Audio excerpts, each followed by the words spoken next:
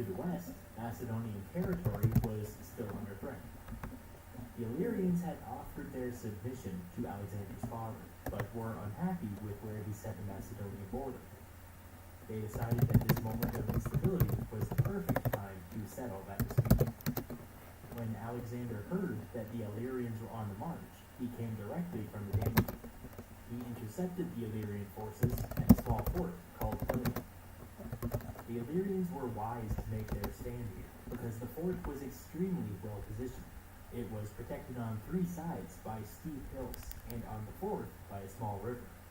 This area was only accessible by a narrow path that cut through the hills. Alexander used this path to enter the valley, and settled in for a siege. In case you hadn't guessed, this was a massive tactical blunder. Almost immediately, as if they were waiting for him, another army appeared, lining the hills surrounding the Macedonian position. Alexander had walked straight into an ambush. The Illyrians on the hills kept their distance for the moment. The path out of the valley created a bottleneck, which meant that entering or exiting the valley was an all-day affair. If the Macedonians decided to flee, the Illyrians would have plenty of time to charge down the hills and catch them in the rear. What we're basically looking at here is a siege within a siege. The Illyrians in the fort were trapped by the Macedonians, who were in turn trapped by the Illyrians on the hills. Now, all they had to do was sit back and wait for Alexander to make a mistake. As if the situation wasn't bad enough, the Macedonians had marched straight from their encounter on the Danube, which meant that they were a little light on food. After some long nights and some long debates, Alexander and his advisors came up with an insane plan. The absurdity on display here should give you an idea of how desperate the Macedonians were. This was their great idea. The Macedonians deployed for battle, stretching out their line to make it look like they had more people than they actually did. Then they ran drills. Yep, that was the plan. Drills. In fairness, they put on quite a show.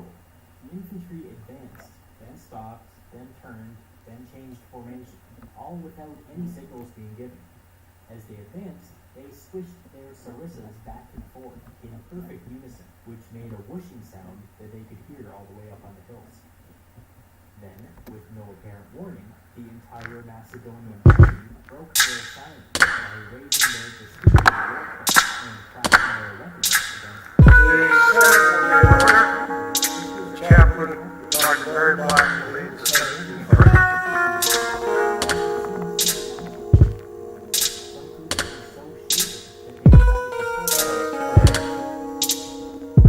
Eternal God, author of liberty, take control of this impeachment trial.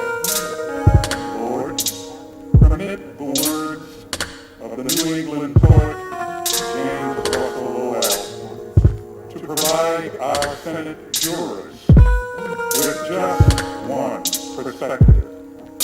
Lowell wrote, "Once to every man and nation comes the moment to decide.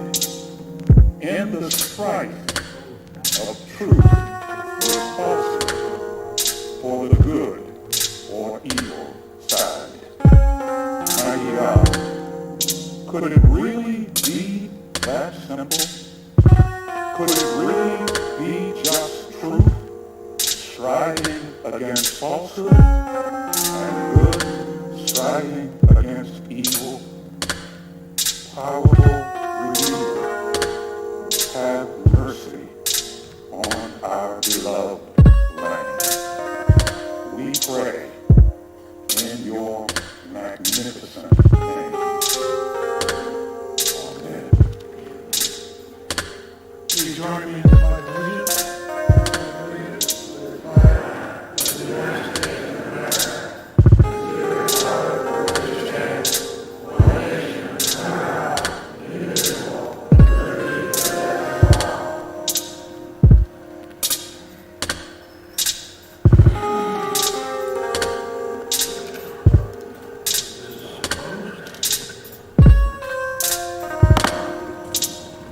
Morning business is closed. And the Senate will convene to the court of impeachment. And ask senators to be seated. There is no objection to the journal. The proceedings of the trial are approved today.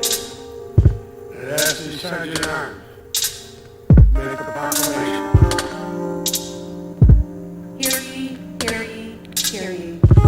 All persons are commanded to keep silence on pain of imprisonment while the Senate of the United States is sitting for the trial of the article of impeachment exhibited by the House of Representatives against Donald John Trump, former President of the United States.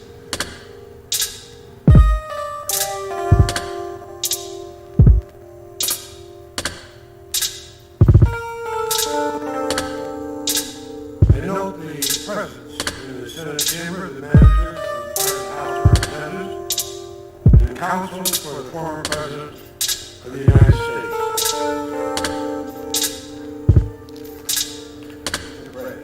Enjoy your instructions. Mr. President, in a moment, I will call up a resolution to govern the structure of the second impeachment trial of Donald John Trump. It's been agreed to by the House managers, the former President's counsel, and is co-sponsored by the Republican leader. It's bipartisan.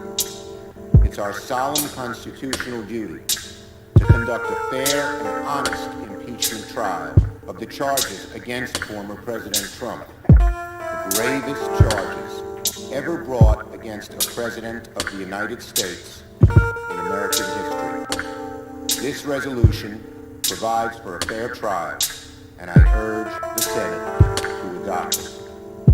Mr. President, I send a resolution to the desk on my behalf and that of the Republican leaders for the organizing of the next phases of this trial. Clerk will report. Senate Resolution 47 to provide for related procedures concerning the article of impeachment against Donald John Trump, former President of the United States. The question occurs on the adoption of the resolution. I ask for the yeas and nays. Is there a sufficient second? There appears to be. There is a sufficient second. As clerk will call the roll. Ms. Baldwin. Mr. Baldwin, aye. Mr. Barrasso. Mr. Barrasso, aye. Mr. Bennett. Mr. Bennett, aye. Mrs. Blackburn. Mrs. Blackburn, aye. Mr. Blumenthal. Mr. Blumenthal, aye. Mr. Blunt. Mr. Blunt, aye. Mr. Booker. Mr. Booker, aye. Mr. Bozeman. Mr. Bozeman, aye. Mr. Braun. Mr. Braun, aye. Mr. Brown. Mr. Brown, aye. Mr. Burr. Mr. Burr, aye. Mr. Cantwell. Mr. Cantwell, aye. Mrs. Capito. Mrs. Capito, aye. Mr. Cardin. Mr. Cardin, aye. Mr. Carper. Mr. Carper, aye. Mr. Casey. Mr. Casey, aye. Mr. Cassidy. Ms. Collins. Ms. Collins, aye. Mr. Coons. Mr. Coons, aye. Mr. Cornyn. Mr. Cornyn, aye. Ms. Cortez Masto. Ms. Cortez Masto, aye. Mr. Cotton. Mr. Cotton, aye. Mr. Kramer. Mr. Kramer, aye. Mr. Crapo. Mr. Crapo, aye. Mr. Cruz. Mr. Cruz, no. Mr. Daines. Mr. Daines, aye. Ms. Duckworth. Ms. Duckworth, aye. Mr. Durbin. Mr. Durbin, aye. Ms. Ernst. Ms. Ernst, aye. Mrs. Feinstein. Mrs. Feinstein, aye. Mrs. Fisher. Mrs. Fisher, aye. Mrs. Gillibrand. Mrs. Gillibrand, aye. Mr. Graham. Mr. Graham, aye. Mr. Grassley. Mr. Grassley, aye. Mr. Haggerty. Mr. Haggerty, aye. Ms. Hassan. Ms. Hassan, aye. Mr. Hawley. Mr. Hawley, no. Mr. Mr. Heinrich. Mr. Heinrich, aye. Mr. Hickenlooper. Mr. Hickenlooper, aye. Mr. Rono. Mr. Rono, aye. Mr. Hoven. Mr. Hoven, aye. Mrs. Hyde-Smith. Mrs. Hyde-Smith, aye. Mr. Inhofe. Mr. Inhofe, aye. Mr. Johnson. Mr. Johnson, no. Mr. Kane. Mr. Kane, aye. Mr. Kelly. Mr. Kelly, aye. Mr. Kennedy. Mr. Kennedy, aye. Mr. King. Mr. King, aye. Ms. Klobuchar. Ms. Klobuchar, aye. Mr. Langford. Mr. Langford, aye. Mr. Leahy. Mr. Leahy, aye. Mr. Lee. Mr. Lee, no. Mr. Lujan. Mr. Lujan, aye. Ms. Lummis. Ms. Lummis, aye. Mr. Manchin. Mr. Manchin, aye. Mr. Markey. Mr. Markey, aye. Mr. Marshall. Mr. Marshall, no. Mr. McConnell. Mr. McConnell, aye. Mr. Menendez. Mr. Menendez, aye. Mr. Merkley. Mr. Merkley, aye. Mr. Moran. Mr. Moran, aye. Ms. Murkowski. Ms. Murkowski, aye. Mr. Murphy. Mr. Murphy, aye. Mrs. Murray. Mrs. Murray, aye. Mr. Ossoff. Mr. Ossoff, aye. Mr. Padilla. Mr. Padilla, aye. Mr. Paul. Mr. Paul, no. Mr. Peters. Mr. Peters, aye. Mr. Portman. Mr. Portman, aye. Mr. Reed. Mr. Reed, aye. Mr. Risch. Mr. Risch, aye. Mr. Romney. Mr. Romney, aye. Ms. Rosen. Ms. Rosen, aye. Mr. Round. Mr. Round, aye. Mr. Rubio. Mr. Rubio, no. Mr. Sanders. Mr. Sanders, aye. Mr. Sass. Mr. Sass, aye. Mr. Schatz. Mr. Schatz, aye. Mr. Schumer. Mr. Schumer, aye. Mr. Scott of Florida. Mr. Scott of Florida, no. Mr. Scott of South Carolina. Mr. Scott of South Carolina, no. Mrs. Shaheen. Mrs. Shaheen, aye. Mr. Shelby. Mr. Shelby, aye. Ms. Sinema. Ms. Sinema, aye. Ms. Smith. Ms. Smith, aye. Ms. Stabenow. Ms. Stabenow, aye. Mr. Sullivan. Mr. Sullivan, aye. Mr. Tester. Mr. Tester, aye. Mr. Thune. Mr. Thune, aye. Mr. Tillis. Mr. Tillis, aye. Mr. Toomey. Mr. Toomey, aye. Mr. Tuberville. Mr. Tuberville, no. Mr. Van Hollen. Mr. Van Hollen, aye. Mr. Warner. Mr. Warner, aye. Mr. Warnock. Mr. Warnock, aye. Ms. Warren. Ms. Warren, aye. Mr. Whitehouse. Mr. Whitehouse, aye. Mr. Wicker. Mr. Wicker, aye. Mr. Wyden. Mr. Wyden, aye. Mr. Young. Mr. Young, aye. Mr. Cassidy. Mr. Cassidy, aye.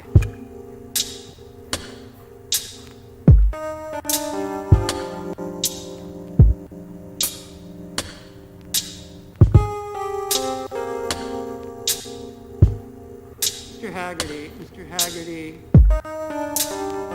no.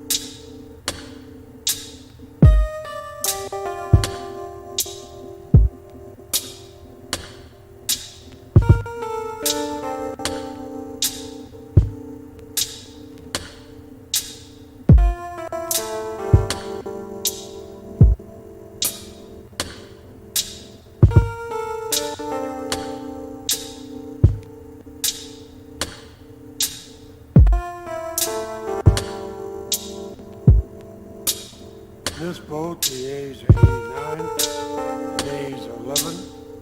The resolution is agreed to.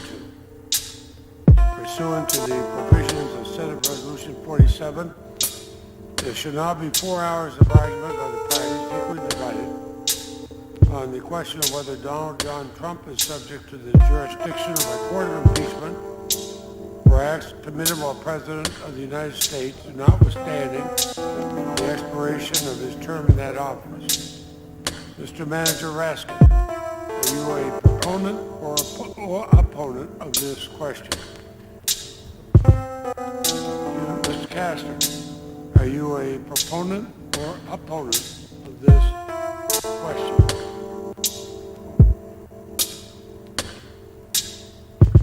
Mr. Manager Raskin, your party may proceed first.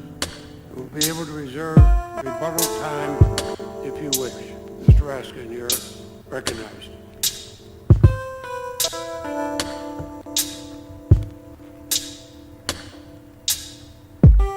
Thank you very much, Mr. President, distinguished members of the Senate. Good afternoon. My name is Jamie Raskin. It's my honor to represent people of Maryland's 8th Congressional District in the House and also to serve as the lead House manager. And Mr. President, we will indeed reserve time for rebuttal. Thank you. Because I've been a professor of constitutional law for 3 decades, I know there are a lot of people who are dreading endless lectures about the Federalist Papers here. Please breathe easy, okay? I remember well W.H. Auden's line that a professor is someone who speaks while other people are sleeping. You will not be hearing extended lectures from me because our case is based on cold, hard facts. It's all about the facts. President Trump has sent his lawyers here today to try to stop the Senate from hearing the facts of this case. They want to call the trial over before any evidence is even introduced. Their argument is that if you commit an impeachable offense in your last few weeks in office, you do it with constitutional impunity. You get away with it. In other words, conduct that would be a high crime and misdemeanor in your first year as president, and your second year as president, and your third year as president, and for the vast majority of your fourth year as president, you can suddenly do in your last few weeks in office without facing any constitutional accountability at all. This would create a brand new January exception to the Constitution of the United States of America. A January exception. And everyone can see immediately why this is so dangerous. It's an invitation to the president to take his best shot at anything he may want to do on his way out the door, including using violent means to lock that door, to hang on to the Oval Office at all costs, and to block the peaceful transfer of power. In other words, the January exception is an invitation to our founders' worst nightmare. And if we buy this radical argument that President Trump's lawyers advance, we risk allowing January 6th to become our future. And what will that mean for America? Think about it. What will the January exception mean to future generations if you grant it? I'll show you.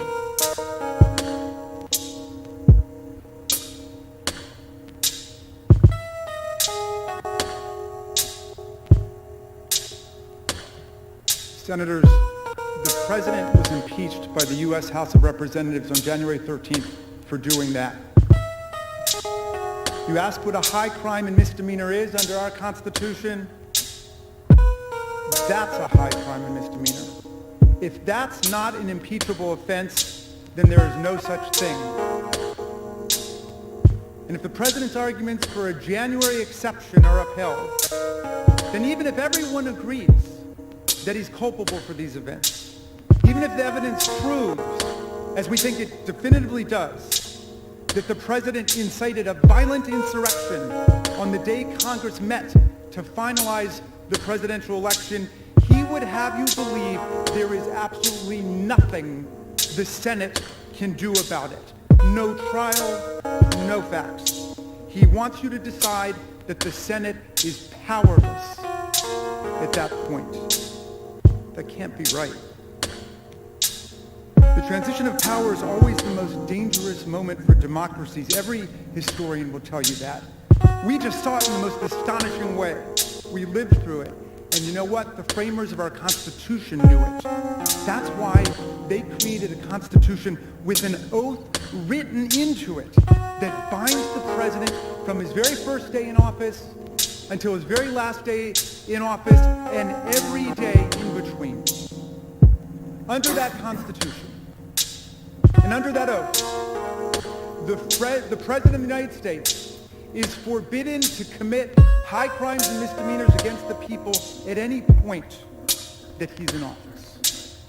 Indeed, that's one specific reason the impeachment, conviction, and disqualification powers exist, to protect us against presidents who try to overrun the power of the people in their elections and replace the rule of law with the rule of mobs.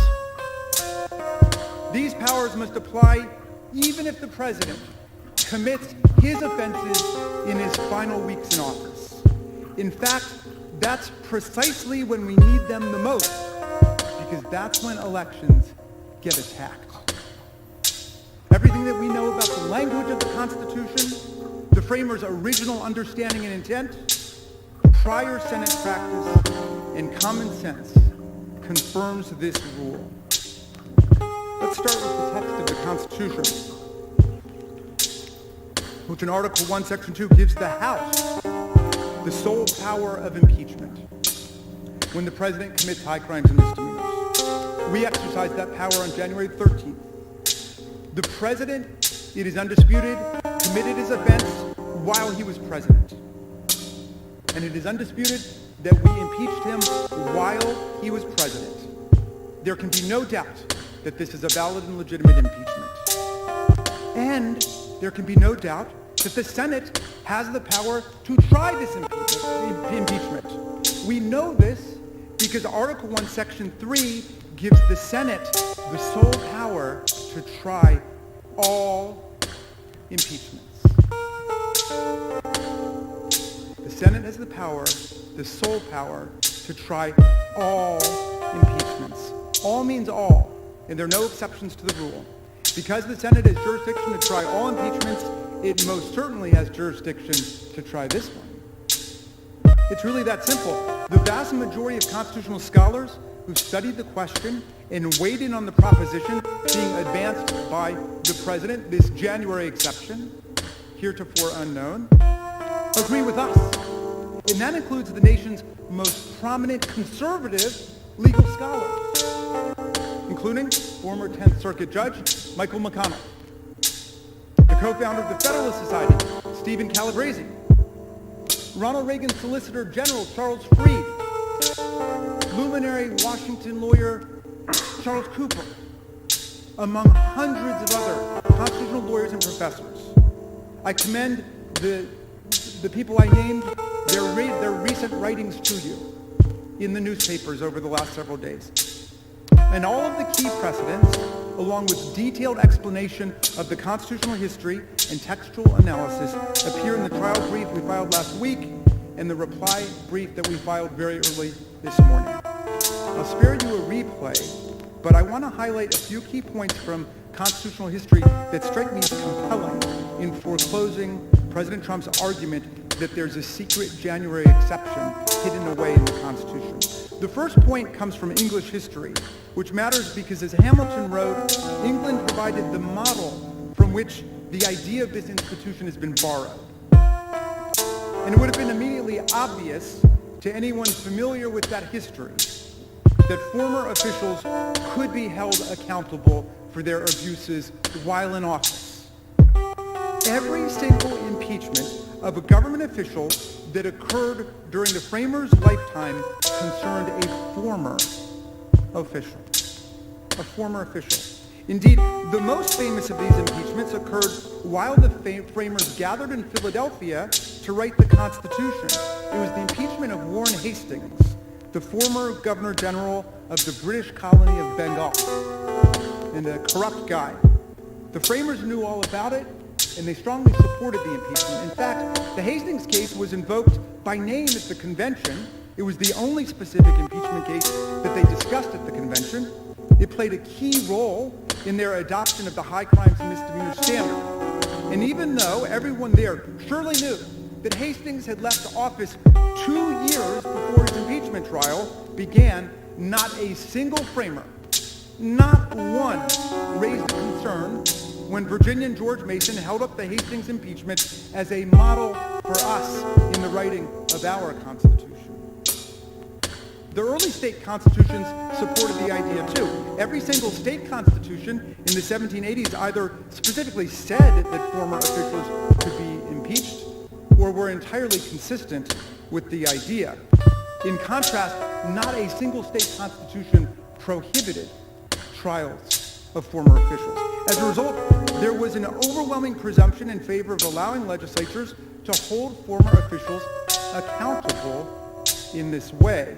Any departure from that norm would have been a big deal, and yet there's no sign anywhere that that ever happened. Some states, including Delaware, even confined impeachment only to officials who had already left office. This confirms that removal was never seen as the exclusive purpose of impeachment in America. The goal was always about accountability, protecting society, and deterring official corruption. Delaware matters for another reason. Writing about impeachment in Federalist Papers, Hamilton explained that the President of America would stand upon no better ground than a governor of New York and upon worse ground than the governors of Maryland and Delaware. He thus emphasized that the President is even more accountable than officials in Delaware, where, as I noted, the Constitution clearly allowed impeachment of former officials. And nobody involved in the convention ever said that the framers meant to reject this widely accepted, deeply rooted understanding of the word impeachment when they wrote it into our Constitution. The convention debates instead confirm this interpretation. There, while discussing impeachment, the framers repeatedly returned to the threat of presidential corruption aimed directly at elections, the heart of self-government. Almost perfectly anticipating President Trump, William Davey of North Carolina explained impeachment was for a president who spared, quote, no effort or means whatever to get himself reelected. Hamilton in Federalist 1 said the greatest danger to republics and the liberties of the people comes from political opportunists who begin as demagogues and end as tyrants, and the people who are encouraged to follow them. President Trump may not know a lot about the framers, but they certainly knew a lot about him. Given the framers' intense focus on danger to elections and the peaceful transfer of power, it is inconceivable that they designed impeachment to be a dead letter in the president's final days in office, when opportunities to interfere with the peaceful transfer of power would be most tempting and most dangerous, as we just saw.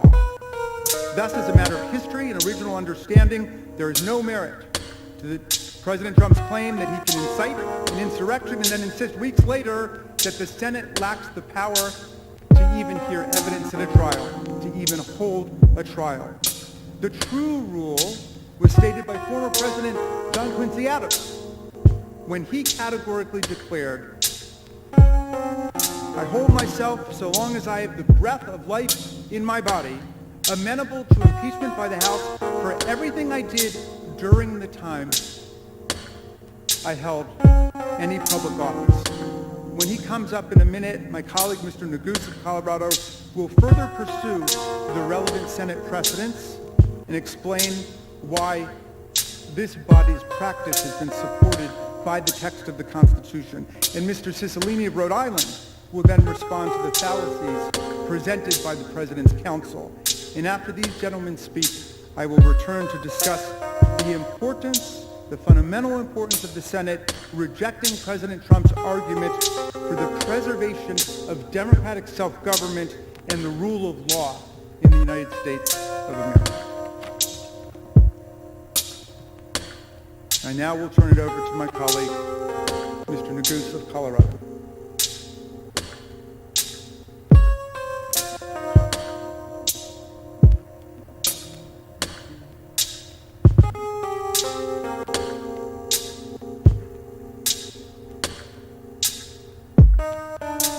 Mr. President, distinguished senators, my name is Joe Neguse, and I represent Colorado's 2nd Congressional District in the United States Congress. Like many of you, I'm an attorney. I practiced law before I came to Congress, tried a lot of different cases, some more unique than others. Certainly never a case as important as this one, nor a case with such a heavy and weighty constitutional question for you all to decide. Thankfully, as lead manager Raskin so thoroughly explained, the framers have answered that question for you, for us. And you don't need to be a constitutional scholar to know that the argument President Trump asks you to adopt is not just wrong, it's dangerous. And you don't have to take my word for it. This body, the world's greatest deliberative body, the United States Senate, has reached that same conclusion in one form or another over the past 200 years in multiple occasions that we'll go through. Over 150 constitutional scholars, experts, judges, conservative, liberal, you name it, they overwhelmingly have reached the same conclusion, that of course you can try, convict, and disqualify a former president. And that makes sense, because the text of the Constitution makes clear there is no January exception to the impeachment power. That presidents can't commit grave offenses in their final days and escape any congressional response. That's not how our Constitution works. Let's start with the precedent, with what has happened in this very chamber. I'd like to focus on just 2 cases. I'll go through them quickly. One of them is the nation's very first impeachment case, which actually was of a former official. In 1797, about a decade after our country had ratified our Constitution, there was a senator from Tennessee by the name of William Blount who was caught conspiring with the British to try to sell Florida and Louisiana. Ultimately, President Adams caught him. He turned over the evidence to Congress. 4 days later, the House of Representatives impeached him. A day after that, this body, the United States Senate, expelled him from office. So he was very much a former official. Despite that, the House went forward with its impeachment proceeding in order to disqualify him from ever again holding federal office. And so the Senate proceeded with the trial, with none other than Thomas Jefferson presiding. Now, Blount argued that the Senate couldn't proceed because he had already been expelled. But here's the interesting thing. He expressly disavowed any claim that former officials can't ever be impeached. I mean, unlike President Trump, he was very clear that he respected and understood that he could not even try to argue that ridiculous position. Even impeached Senator Blount recognized the inherent absurdity of that view. Here's what he said. I certainly never shall contend that an officer may first commit an offense and afterwards avoid by resigning his office. That's the point. And there was no doubt, because the founders were around to confirm that that was their intent and the obvious meaning of what is in the Constitution. Fast forward 80 years later, arguably the most important precedent that this body has to consider. The trial of former Secretary of War William Belknap. I'm not going to go into all the details, but just in short, in 1876, the House discovered that he was involved in a massive kickback scheme. Hours before the House committee that discovered this conduct released its report documenting the scheme, Belknap literally rushed to the White House to resign, tender his resignation to President Ulysses Grant, to avoid any further inquiry into his misconduct, and of course, to avoid being disqualified from holding federal office in the future. Well, later that day, aware of the resignation, what did the House do? The House moved forward and unanimously impeached him, making clear its power to impeach a former official. And when his case reached the Senate, this body, Belknap made the exact same argument that President Trump is making today. That you all lack jurisdiction, any power to try him because he's a former official. Now, many senators at that time, when they heard that argument, literally they were sitting in the same chairs you all are sitting in today. They were outraged by that argument. Outraged. You can read their comments in the record. They knew it was a dangerous argument with dangerous implications. It would literally mean that a president could betray their country, leave office, and avoid impeachment and disqualification entirely. And that's why, in the end, the United States Senate decisively voted that the Constitution required them to proceed with the trial.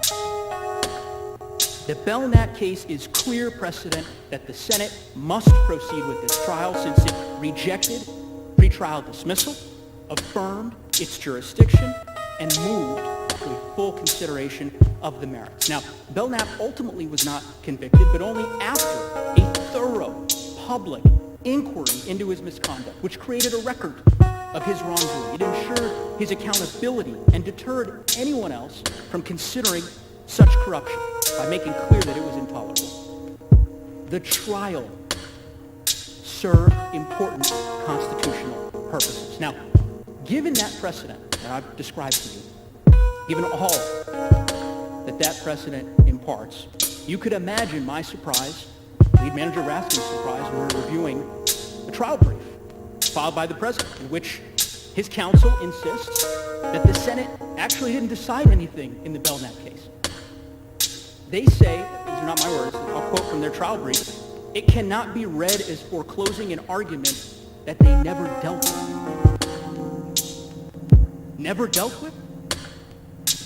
The Senate didn't debate this question for 2 hours. The Senate debated this very question for 2 weeks. The Senate spent an additional 2 weeks deliberating on the jurisdictional question. And at the end of those deliberations, they decided decisively that the Senate has jurisdiction and that it can proceed, that it must proceed to a full trial. And by the way, unlike Belknap, as we know, President Trump was not impeached for run-of-the-mill corruption, misconduct.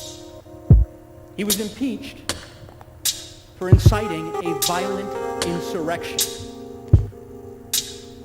An insurrection where people died in this building.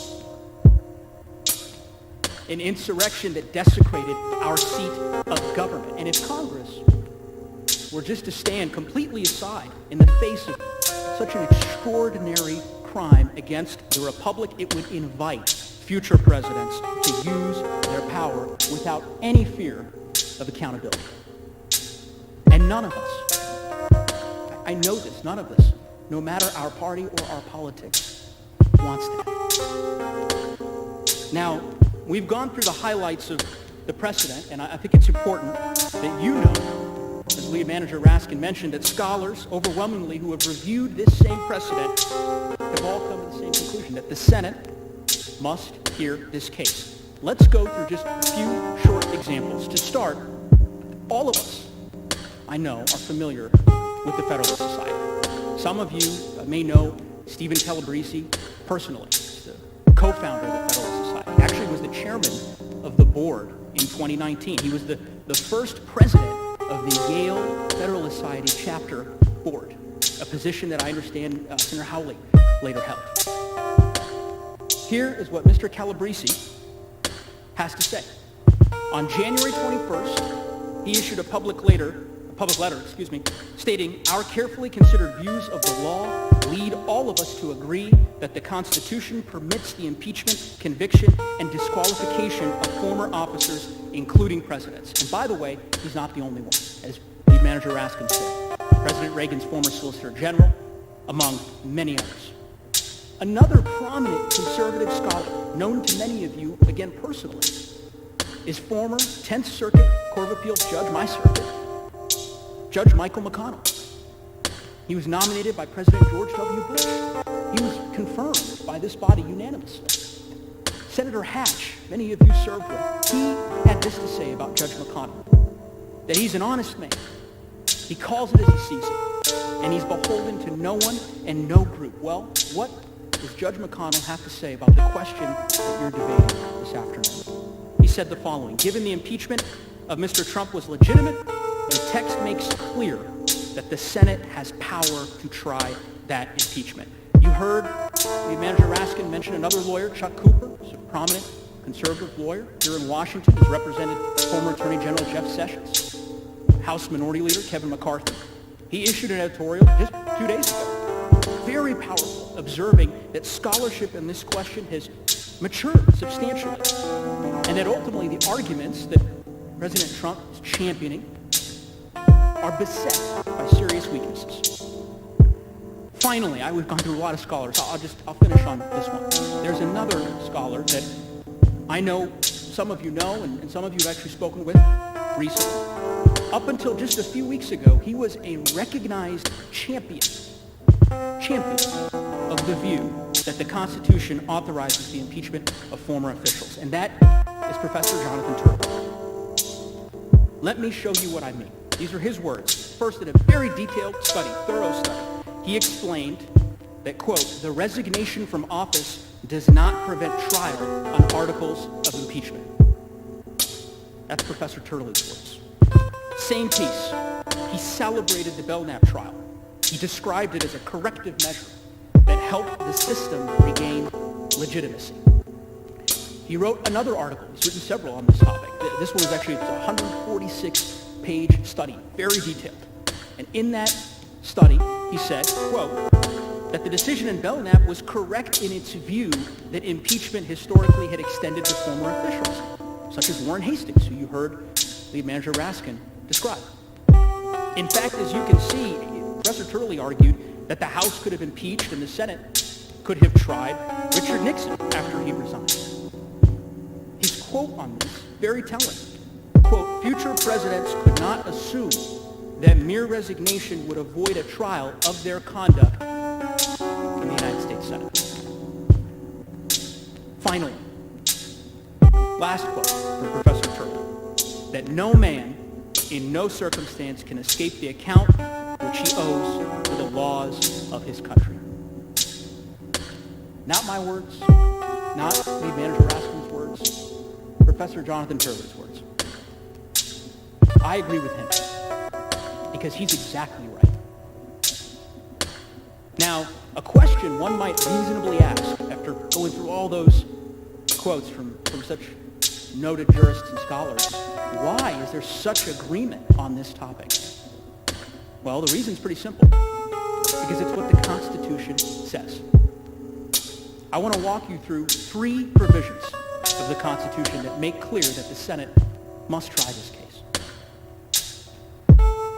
First, let's start with what the Constitution says about Congress's power in Article 1. You heard Lead Manager Raskin make this point, but it's worth underscoring.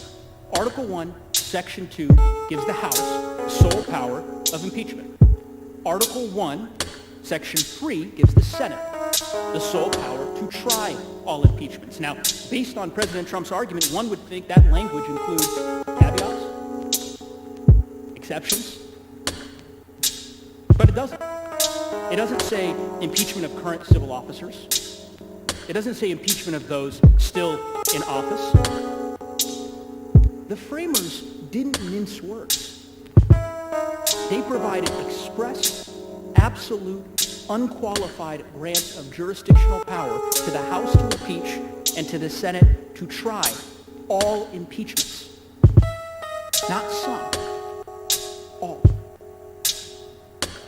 Former Judge McConnell, judge that we talked about earlier, he provides very effective textual analysis of this provision. You can see it up here on the slide. And I'll just give you the highlight. He says, and I'll quote, this is Judge McConnell, "Given that the impeachment of Mr. Trump was legitimate, the text makes clear that the Senate has power to try that impeachment." Now again, here is what is pretty interesting, to me at least. When we presented this argument in our trial brief, which we filed over a week ago, but we laid it out, again, step by step, so that you could consider it, and so that opposing counsel could consider it as well. We received President Trump's response yesterday, and the trial brief offers no rebuttal to this point. None. And in fairness, I can't think of any convincing response. I mean, the Constitution is just exceptionally clear on this point. Now, perhaps they will have something to say today about it, but they did not yesterday. There's another provision worth mentioning here, because there's been a lot of confusion about it, and I'm going to try to clear this up. It's the provision on removal and disqualification. Now, we all know the Senate imposes a judgment only when it convicts. Up on the screen, you'll see Article 1, Section 3, Clause 7. So with that in mind, the language says that the Senate convicts, the judgment shall not extend further than removal and disqualification. That's it. The meaning is clear.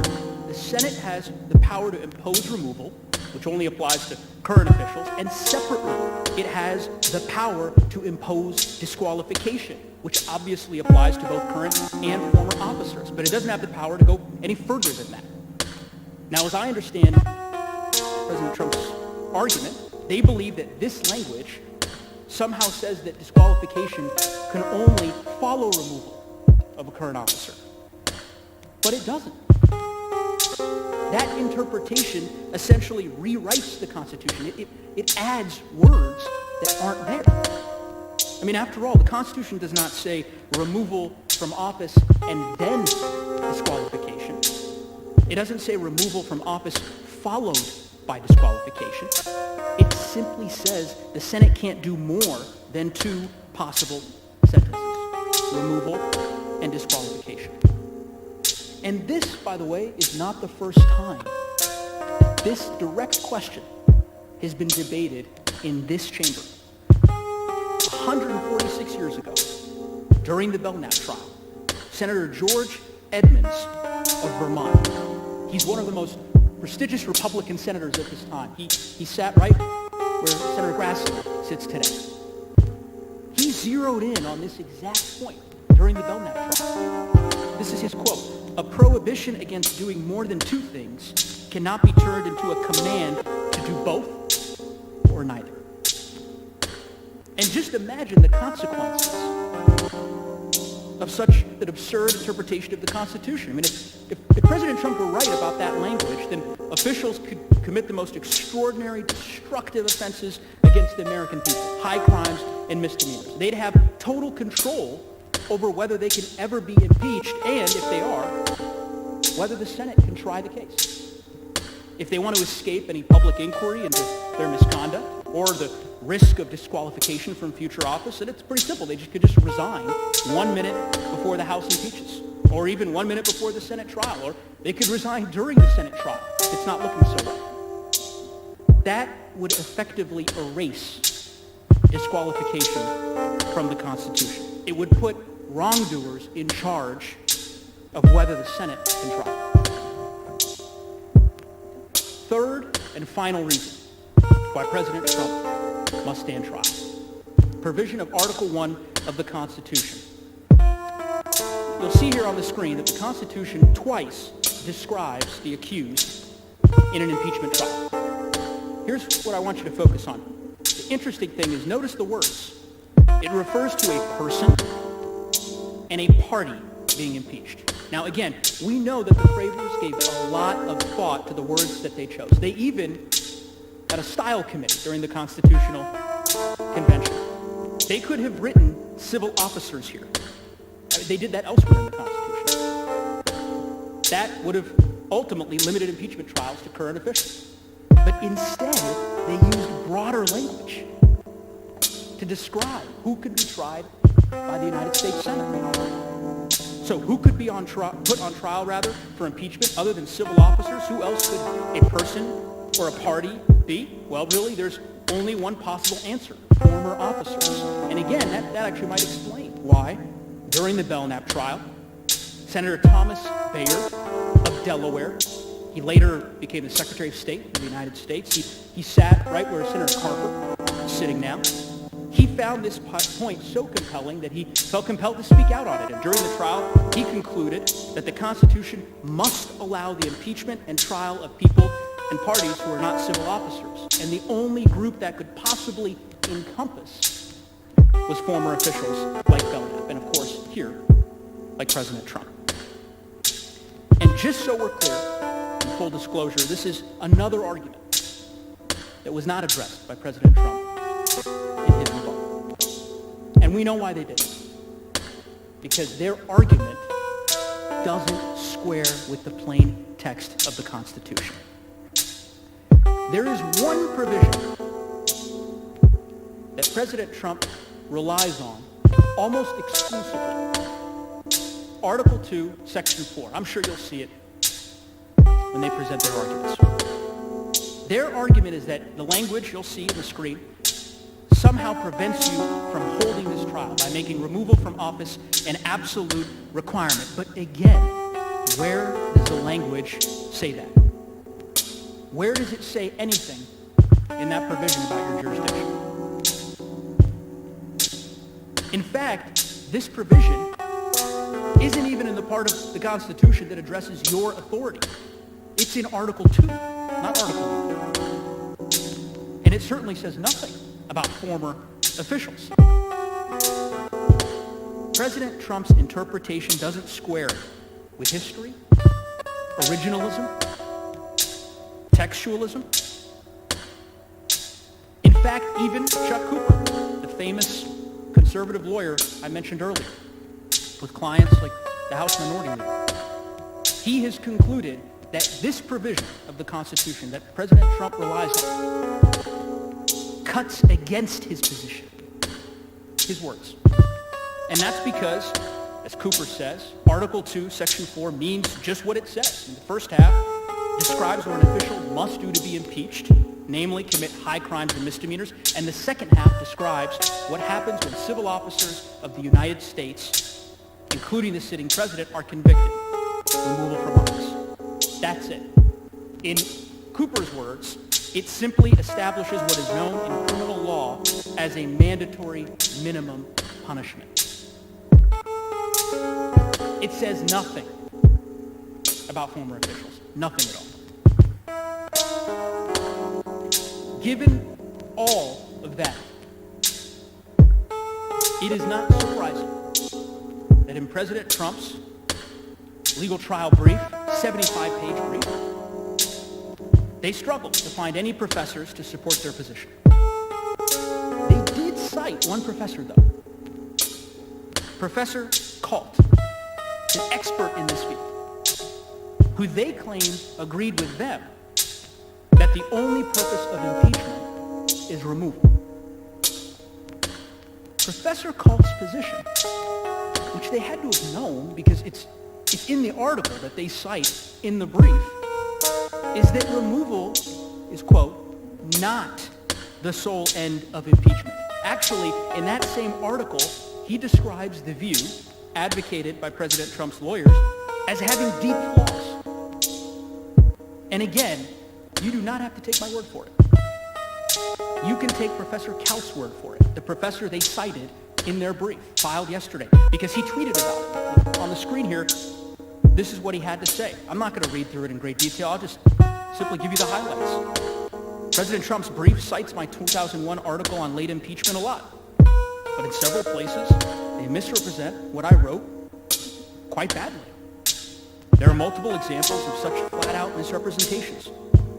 They didn't have to be disingenuous and misleading.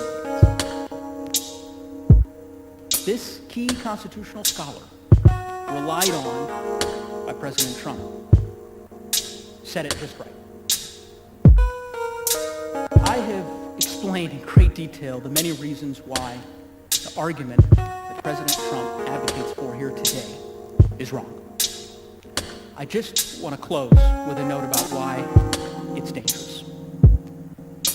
Lead manager Raskin explained that impeachment exists to protect the American people from officials who abuse their power, who betray them. It exists for a case just like this one.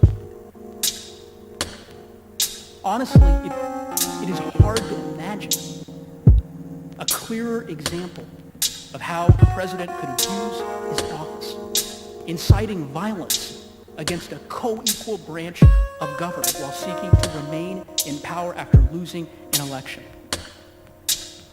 Sitting back and watching it unfold. We all know the consequences. Like every one of you, I was in the Capitol on January 6th. I was on the floor with lead manager Raskin. Like every one of you, I was evacuated as this violent mob stormed the Capitol's gates. What you experienced that day, what we experienced that day, what our country experienced that day, is the framers' worst nightmare come to life. Presidents can't inflame insurrection in their final weeks and then walk away like nothing happened. And yet that is the rule that President Trump asks you to adopt. I urge you, we urge you, to decline his request, to vindicate the Constitution, to let us try this case.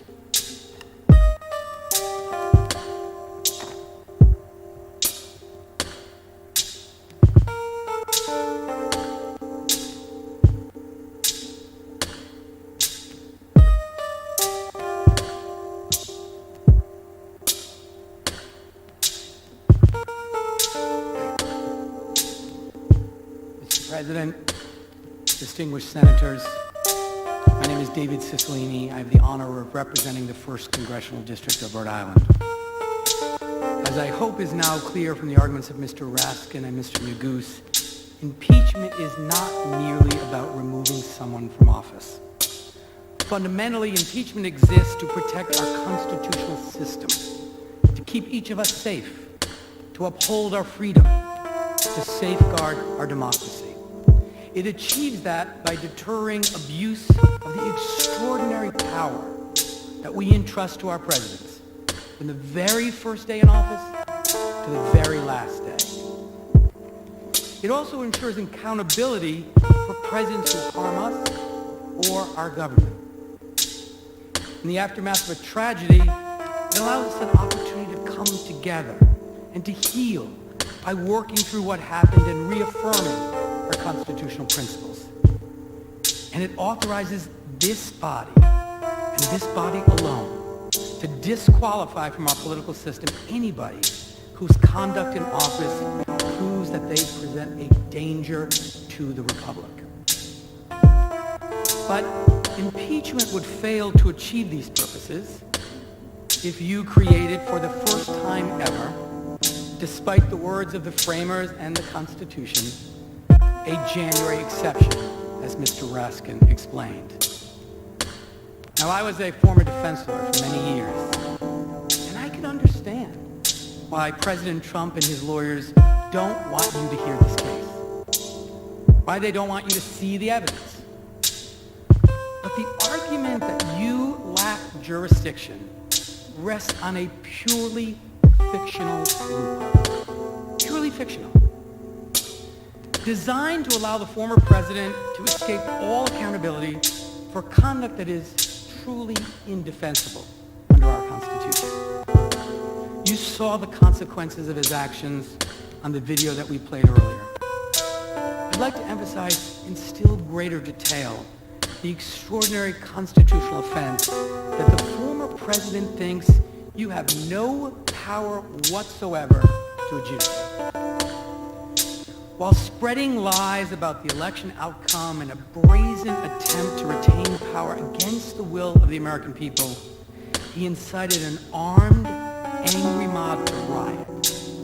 And not just anywhere, but here, in the seat of our government, in the Capitol, during a joint session of Congress, when the Vice President presided, while we carried out a peaceful transfer of power, which was interrupted for the first time in our history. This was a disaster of historic proportions.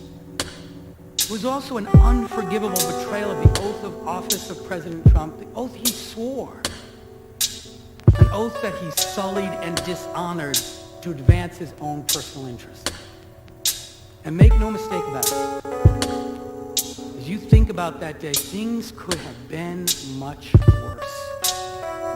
As one senator said, they could have killed all of us. It was only the bravery and sacrifice of the police who suffered deaths and injuries as a result of President Trump's actions that prevented greater tragedy. At trial, we will prove with overwhelming evidence that President Trump is singularly and directly responsible for inciting the assault on the Capitol. We will also prove that his dereliction of duty, his desire to seek personal advantage from the mayhem, and his decision to issue tweets further inciting the mob, attacking the vice president, all compounded the already enormous damage. Now, virtually every American who saw those events unfold on television was absolutely horrified by the events of January 6th. But we also know how President Trump himself felt about the attack. He told us. Here's what he tweeted at 6:01 as the Capitol was in shambles and as dozens of police officers and other law enforcement officers lay battered and bruised and bloody. Here's what he said: "These are the things and events that happen when a sacred landslide election victory is so unceremoniously and viciously stripped away from great patriots who have been badly and unfairly treated for so long. Go home with love and in peace. Remember this day forever." Every time I read that tweet, it chills me to the core. The President of the United States sided with the insurrectionists. He celebrated their cause. He validated their attack. He told them, remember this day forever. Hours after they marched through these halls looking to assassinate Vice President Pence, the Speaker of the House, and any of us they could find. Given all that, it's no wonder that President Trump would rather talk about jurisdiction and a supposed January exception, rather than talk about what happened on January 6th. Make no mistake, his arguments are dead wrong. They're distractions from what really matters. The Senate can and should require President Trump to stand trial. My colleagues have already addressed many of President Trump's efforts to escape trial. I'd like to cover the remainder and then address the broader issues at stake in this trial. For starters, in an extension of his mistaken reading of the Constitution, President Trump insists that he cannot face trial in the Senate because he's merely a private citizen. He references here the Bill of Attainder clause. But as Mr. Neguse just explained, the Constitution refers to the defendant in an impeachment trial as a person and a party, and certainly he counts as one of those. Let's also apply some common sense. There's a reason that he now insists on being called the 45th President of the United States. rather than citizen Trump. He isn't a randomly selected private citizen. He's a former officer of the United States government. He's a former president of the United States of America. He's treated differently under a law called the Former Presidents Act. For 4 years, we trusted him with more power than anyone else on earth. As a former president who promised on a Bible to use his power faithfully, he can and should answer for whether he kept that promise while bound by it in office. His insistence otherwise is just wrong. And so is this claim that there's a slippery slope to impeaching private citizens if you proceed. The trial of a former official for abuses he committed as an official, arising from an impeachment that occurred while he was an official, poses absolutely no risk whatsoever of subjecting a private citizen to impeachment for their private conduct. To emphasize the point, President Trump was impeached while he was in office for conduct in office, period. The alternative, once again, is this January exception, in which our most powerful officials can commit the most terrible abuses and then resign to leave office and suddenly claim that they're just a private citizen who can't be held accountable at all. In the same vein, President Trump and his lawyers argue that he shouldn't be impeached because it will set a bad precedent for impeaching others. But that slippery slope argument is also incorrect. For centuries, the prevailing view has been that former officials are subject to impeachment, and you just heard a full discussion of that. The House has repeatedly acknowledged that fact. But in the vast majority of cases, the House has rightly recognized that an official's resignation or departure makes the extraordinary step of impeachment unnecessary and maybe even unwise. As a House manager rightly explained in the Belknap case, and I quote, "There is no likelihood that we shall ever unlimber the clumsy and bulky monster piece of ordnance to take aim at an object from which all danger has gone by." End quote. President Trump's case, though, is different. The danger has not gone by. His threat to democracy makes any prior abuse by any government official pale in comparison. Moreover, allowing his conduct to pass without the most decisive response would itself create an extraordinary danger to the nation. Inviting further abuse of power and signaling that the Congress of the United States is unable or unwilling to respond to insurrection incited by the president. Think about that. To paraphrase Justice Robert Jackson, who said that that precedent that I just described would lie about like a loaded weapon ready for the hand of any future president who decided in his final months to make a play for unlimited power. Think of the danger. Here is the rare case in which love of the Constitution and commitment to our democracy required the House to impeach. It's for the same reason the Senate can and must try this case. Next, President Trump will assert that it somehow is significant or it matters that the Chief Justice isn't presiding over this trial. Let me state this very plainly. It does not matter. It is not significant. Under Article 1, Section 3, when the President of the United States is tried, the Chief Justice shall preside. There is only one person who is President of the United States at a time. Right now, Joseph R. Biden, Jr. is the 46th President of the United States.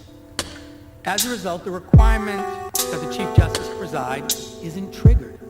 Instead, the normal rules of any impeachment of anyone other than the sitting president apply. And under those rules, the President pro tem, Senator Leahy, can preside. And of course, this makes perfect sense. The Chief Justice presides because when the current president is on trial, if Chief Justice doesn't preside, the Vice President will preside. And it would be a conflict for someone to preside over a trial that would become president if there was a conviction. So there isn't that concern when you have a former president on trial, or for that matter, when you have anyone on trial other than the current president. which is why the Chief Justice presides only in that single case, and why this is exactly the presiding officer the Constitution and the Senate rules require. As a fallback, President Trump and his lawyers may argue today that he should get a free pass on inciting an armed insurrection against the United States government, endangering Congress, because, as he would put it, this impeachment is somehow unconstitutional. So far as I understand it from reading the pleadings in this case, this defense involves cobbling together a bunch of meritless legal arguments, all of them attempting to focus on substance rather than jurisdiction, and insisting that these kitchen sink objections lead the Senate to not try the case. Since they may raise these points at this juncture, I feel obliged really to address them. He may argue, for example, that he didn't receive enough process in the House, even though the House proceedings are more like a grand jury action, which is followed later by trial in the Senate with a full presentation of evidence. Even though the evidence of his high crimes and misdemeanors is overwhelming and supported by a huge public record. Even though we're going to put that evidence before you at this trial. And even though I have a full and fair opportunity to respond to it before all of you. Even though hundreds of others involved in the events of January 6th have already been charged for their role in attacks that the president incited. And even though we invited him to voluntarily come here and testify and tell his story. A request, as you know, that his lawyers immediately refused, presumably because they understood what would happen if he were to testify under oath. Regardless, President Trump's process arguments are not only wrong on their own terms, but they're also completely irrelevant to the question of whether you should hold this trial. That question is answered by the Constitution, and the answer is yes.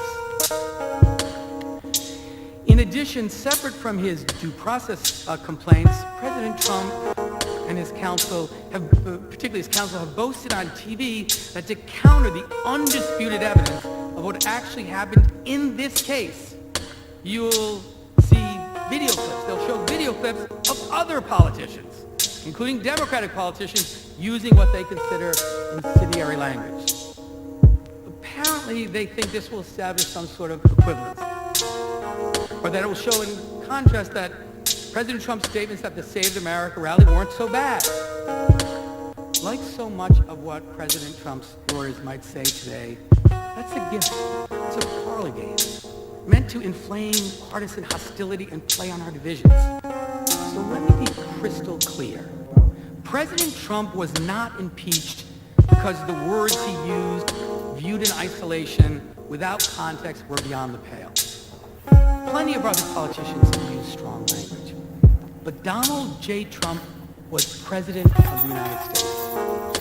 He sought to overturn a presidential election that had been upheld by every single court to consider. He spent months insisting to his face that the only way he could lose was a dangerous, wide-ranging conspiracy against them and America itself.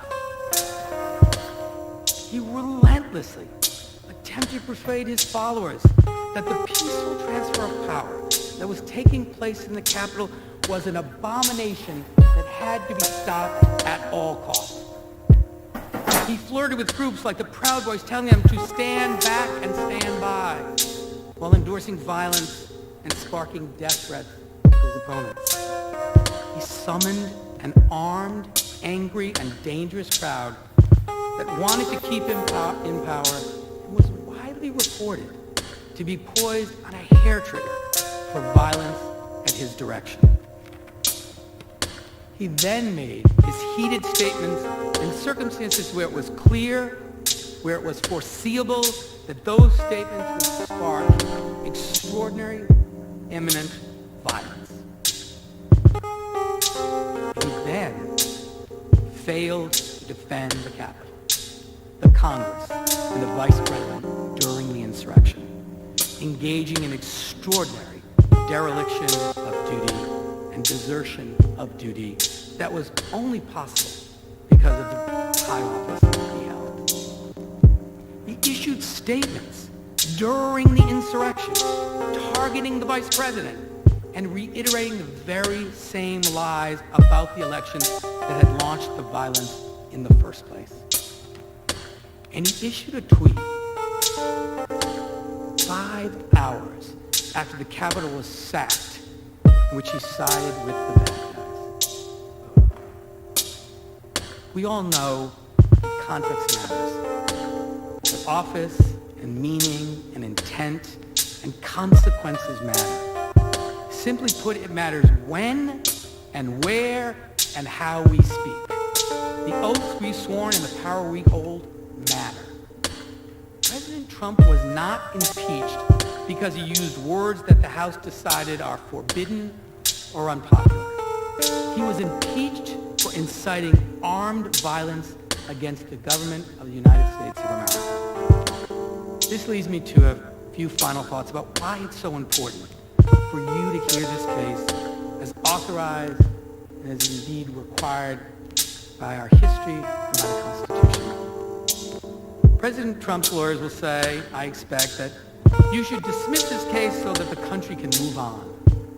They'll assert that this impeachment is partisan and that the spirit of bipartisanship and bipartisan cooperation requires us to drop the case and march forward in unity. With all due respect, every premise and every conclusion of that argument is wrong. Just weeks ago, the President of the United States literally incited an armed attack on the Capitol, our seat of government, while seeking to retain power by subverting an election he lost, and then celebrated the attack. People died. People were brutally injured. President Trump's actions endangered every single member of Congress, his own vice president, thousands of congressional staffers, and our own Capitol Police and other law enforcement. This was a national tragedy, a disaster for America's standing in the world.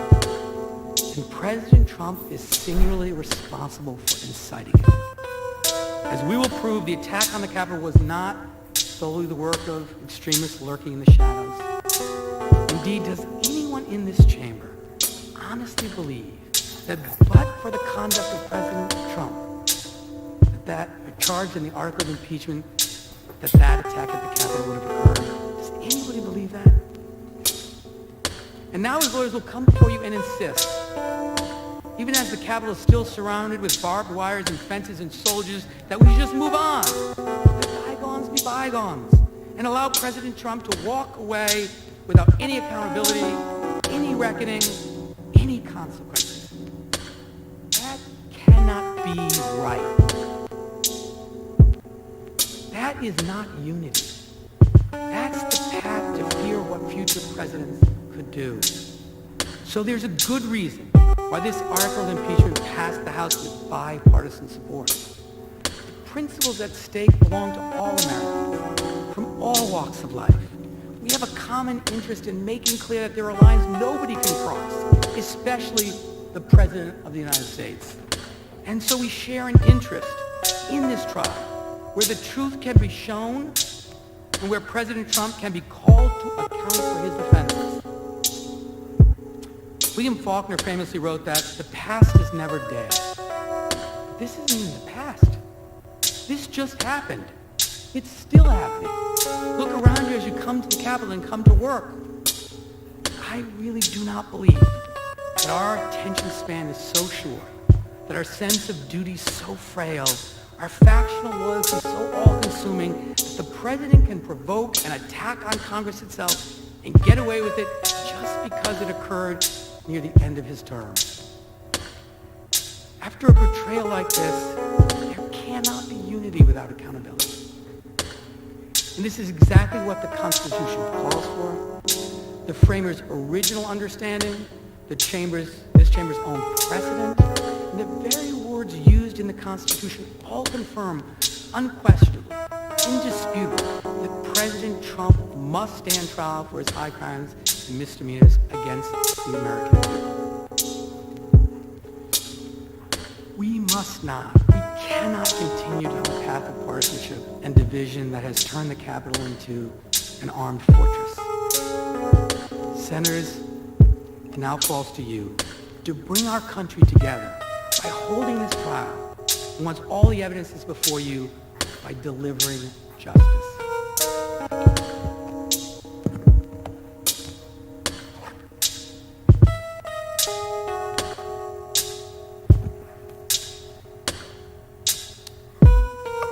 Senators, Mr. President, to close, I want to say something personal about the stakes of this decision, whether President Trump can stand trial and be held to account for inciting insurrection against us.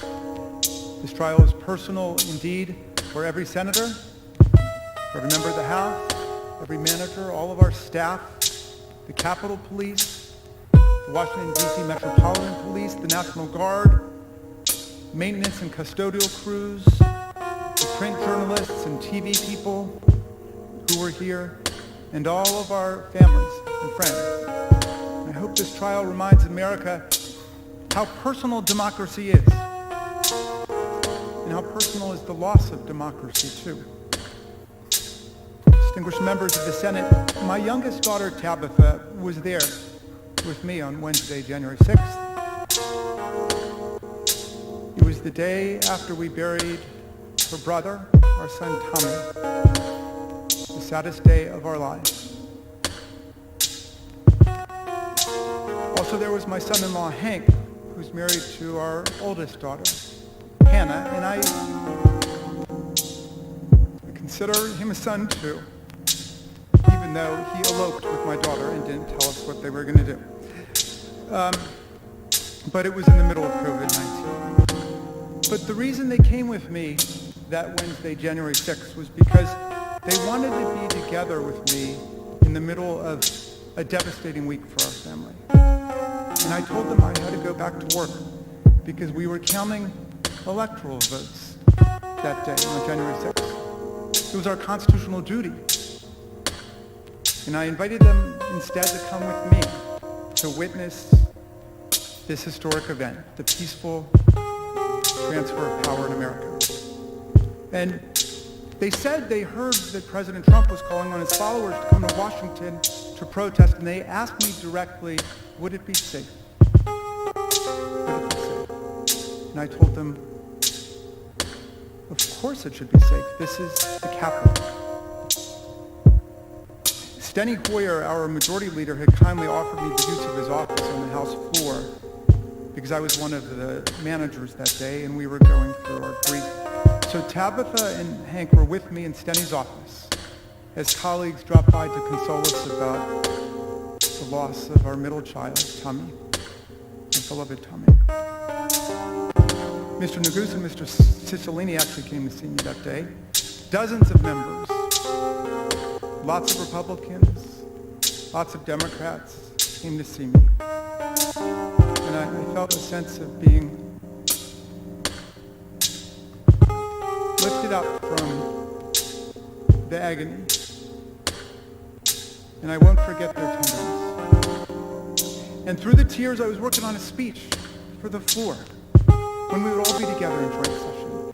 And I wanted to focus on unity when we met in the House. I quoted Abraham Lincoln's famous 1838 Lyceum speech, where he said that if division and destruction ever come to America, it won't come from abroad. It'll come from within, said Lincoln. And in that same speech, Lincoln passionately deplored mob violence right after the murder of Elijah Lovejoy, the abolitionist newspaper editor. And Lincoln deplored mob violence, and he deplored mob rule, and he said it would lead to tyranny and despotism in America. That was the speech I gave that day after the House very graciously and warmly welcomed me back. And Tabitha and Hank came with me to the floor, and they watched it from the gallery. And when it was over, they went back to that office, Steny's office, off of the House floor. They didn't know that the House had been breached yet, and that an insurrection, a riot, or a coup had come to Congress. And by the time we learned about it, about what was going on, it was too late. I couldn't get out there to be with them in that office. And all around me, people were calling their wives and their husbands, their loved ones, to say goodbye.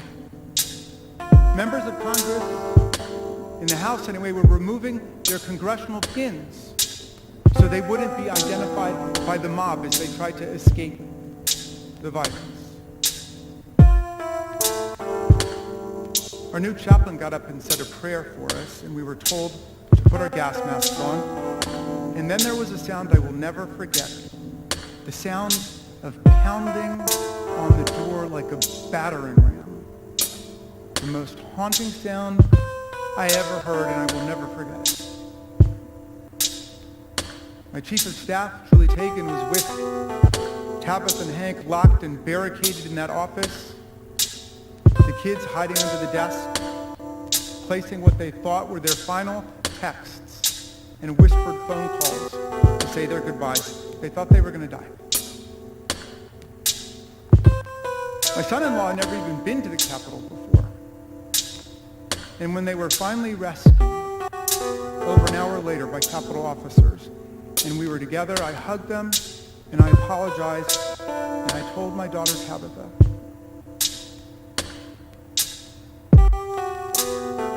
who's 24, and a brilliant algebra teacher in Teach for America. Now, I told her how sorry I was, and I promised her that it would not be like this again the next time she came back to the Capitol with me. And you know what she said? She said, "Dad, I don't want to come back to the Capitol."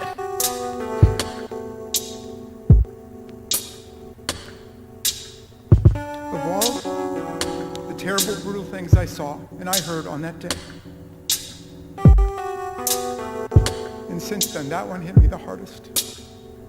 That and watching someone use an American flagpole, the flag still on it, to spear and pummel one of our police officers ruthlessly, mercilessly, tortured by a pole with a flag on it that he was defending with his very life. People died that day. Officers ended up with head damage and brain damage. People's eyes were gouged. An officer had a heart attack. An officer lost 3 fingers that day. 2 officers have taken their own lives. Senators, this cannot be our future. This cannot be the future of America. We cannot have presidents inciting and mobilizing mob violence against our government and our institutions because they refuse to accept the will of the people under the Constitution of the United States. Much less can we create a new January exception in our precious, beloved Constitution that prior generations have died for and fought for. So the corrupt presidents have several weeks to get away with whatever it is they want to do. History does not support a January exception in any way, so why would we invent one for the future? We close, Mr. President. Reserve time.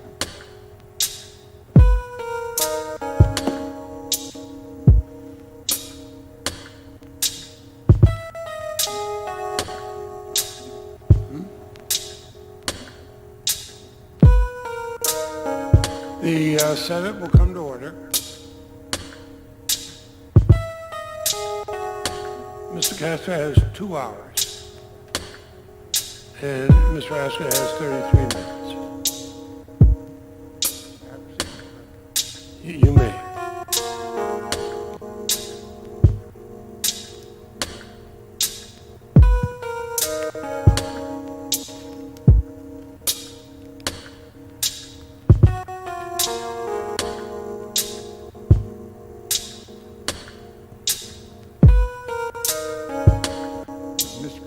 and members of the United States Senate. Thank you for taking the time to hear from me. My name is Bruce Castor. I am the lead counsel for the 45th President of the United States. I was an assistant DA for such a long time, I keep saying prosecutor, but I do understand the difference, Mr. Reston. Before I begin, I want to comment on the outstanding presentation from our opponents and the emotion that certainly welled up in Congressman Raskin about his family being here during that terrible day. And you will not hear any member of the team representing former President Trump say anything but in the strongest possible way denounce the violence of the rioters and those that breached the Capitol, the very citadel of our democracy. Literally the symbol that flashes on television whenever you're trying to explain that we're talking about the United States. Instant symbol. To have it attacked is repugnant in every sense of the word. The loss of life is horrific. I spent many long years prosecuting homicide cases, catching criminals that committed murders. I have quite an extensive experience in dealing with the aftermath of those things. Certainly, as a FOP member and a member of many police organizations myself, we mourn the loss of the Capitol Police officer, who I understand is laying not too far away from here. And you know, many of you in this room, over your careers before they reached this summit here in the Senate, would have had times where you represented your local communities as assistant district attorneys, assistant commonwealth attorneys, assistant state attorneys. And you know this to be true, that when a horrific event occurred in your county or in your jurisdiction, if it was a state jurisdiction, you know that there was a terrible outcry, and the public immediately reacts with a desire that someone pay because something really bad happened. And that is a natural reaction of human beings. It's a natural reaction of human beings because we are generally a social people. We enjoy being around one another, even in D.C. We recognize that people all the world over, and especially Americans who share that special bond with one another, love the freedoms that this country gives us. And we all feel that if somebody is unsafe when they're walking down the street, that the next person that's unsafe could be you, your spouse, one of your children, some other person that you love and know personally. So you'll never hear anybody representing former President Trump say anything at all other than what happened on January 6th and the storming and breaching of the Capitol should be denounced in the most vigorous terms, nor that those persons responsible should be prosecuted to the fullest extent that our laws allow. And indeed, I have followed some of those cases and those prosecutions, and it seems to me that we're doing a pretty good job of identifying and prosecuting those persons who committed those offenses. I commend the FBI and the District of Columbia Police and the other agencies for their work.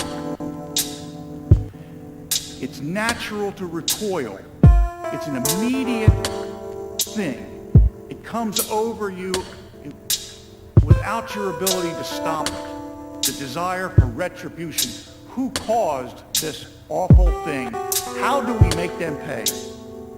We recognize in the law, and I know many of you are lawyers, probably lawyers, some of you, I've been a lawyer 35 years, longer than me. Many longer than me, probably. And we know we have a specific body of law that deals with passion and rage, blinding logic and reason. That's the difference between manslaughter and murder. Manslaughter is the killing of a human being upon sudden and intense provocation. But murder is done with cold blood and reflective thought. We are so understanding of the concept that people's minds can be overpowered with emotion where logic does not immediately kick in, that we have recognized examples that otherwise would be hearsay and said that no, when you're driving down the street and you look over at your wife and you say, hey, you know what, that guy's about to drive through the red light and kill that person, your wife can testify to what you said, because even though it's technically hearsay, it's an exception because it's the event living through the person. Why? No opportunity for reflective thought. There's all sorts of examples that we recognize in the law for why people immediately desire retribution, immediately recognize in the law that people can be overcome by events.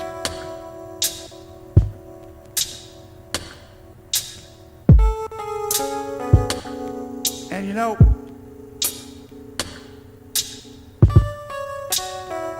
senators of the United States, they're not ordinary people. They're extraordinary people, in the technical sense, extraordinary people. When I was growing up in suburban Philadelphia, my parents were big fans of Senator Everett Dirksen from Illinois. And Senator Dirksen recorded a series of lectures that my parents had on a record. And we still know what records are, right? On the thing you put the needle down on and you play it. And here's little Bruce, 8, 9, 10 years old, listening to this back in the late 60s.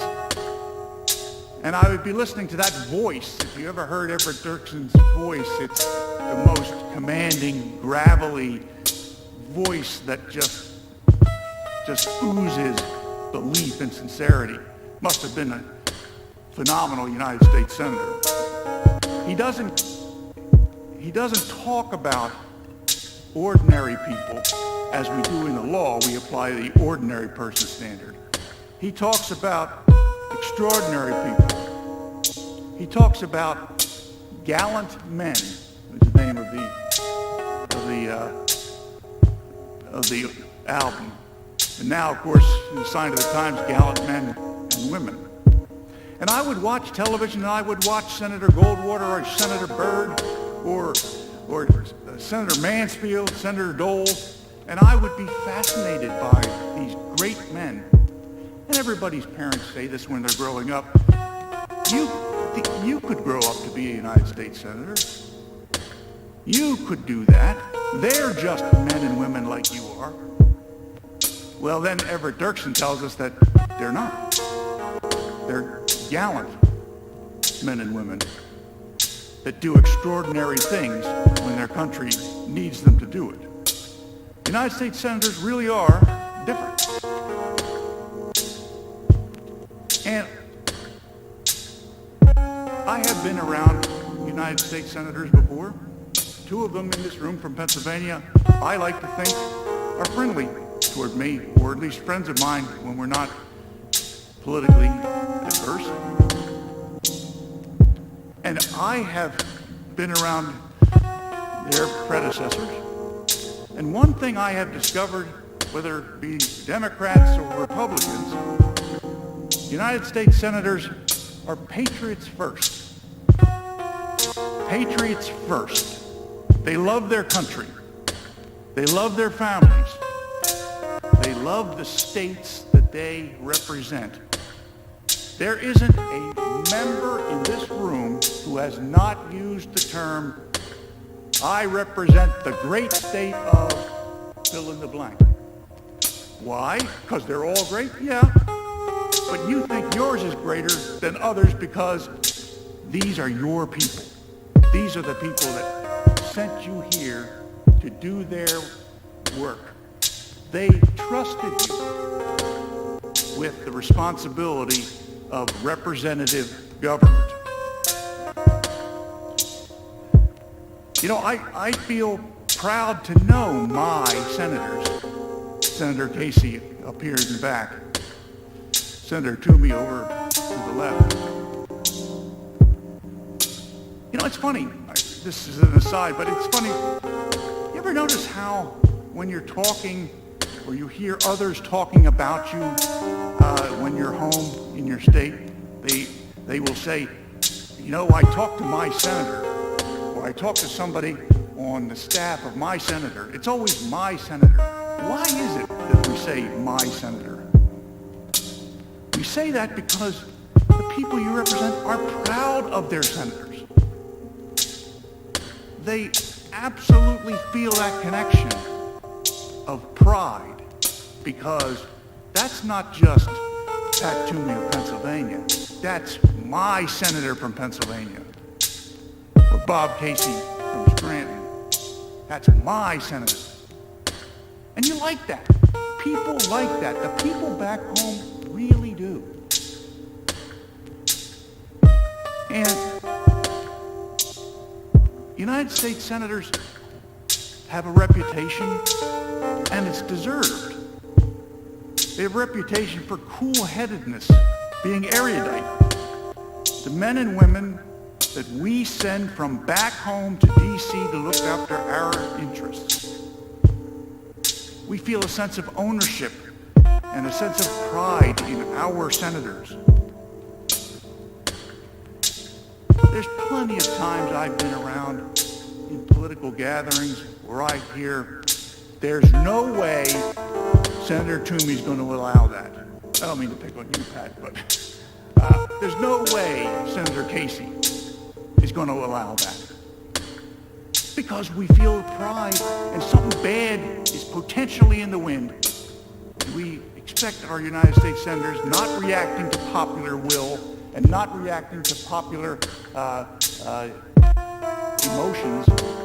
We expect them to do what is right, notwithstanding what is immediately and expedient that the media tells us is the topic of the day.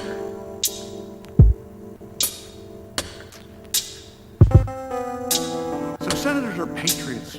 Senators are family men and women. They're fierce advocates for the great state in which they represent. And somewhere far down that list of attributes, way below patriot, and way below love of family and country, and way below fierce advocates for their states.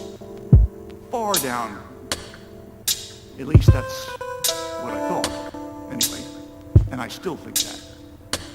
Somewhere far down that list, senators have some obligation to be part of it, to represent a group of beliefs that are similar to beliefs shared by other United States senators. I understand that. And in fact, I have no problem with that system. It helps us debate and decide what is best for America. The robust debate of different points of view. And I dare say that Senator Schumer and Senator McConnell represent those things in this body and make sure that everything is talked out and robustly debated in this room before United States senators make a decision of extreme importance to the people they represent. I know you aren't allowed to talk, but I don't see either one of them jumping up and saying I'm wrong about that, because I think that that's what happens.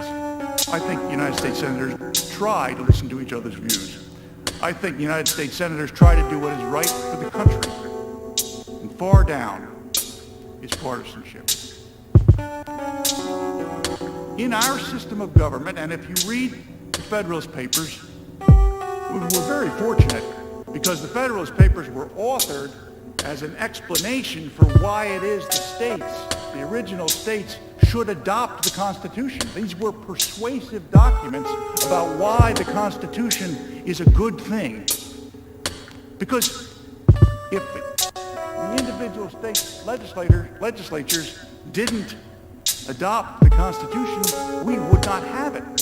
So Mr. Jay and Mr. Madison and Mr. Hamilton, they had an incentive to explain what they were thinking when they wrote it, because they are explaining to other erudite people who represent individual states why it is that they feel that this is the right thing to do. And in fact, as many of you well know, Madison had the promise that there would be a Bill of Rights immediately upon adoption, or we wouldn't have a Constitution.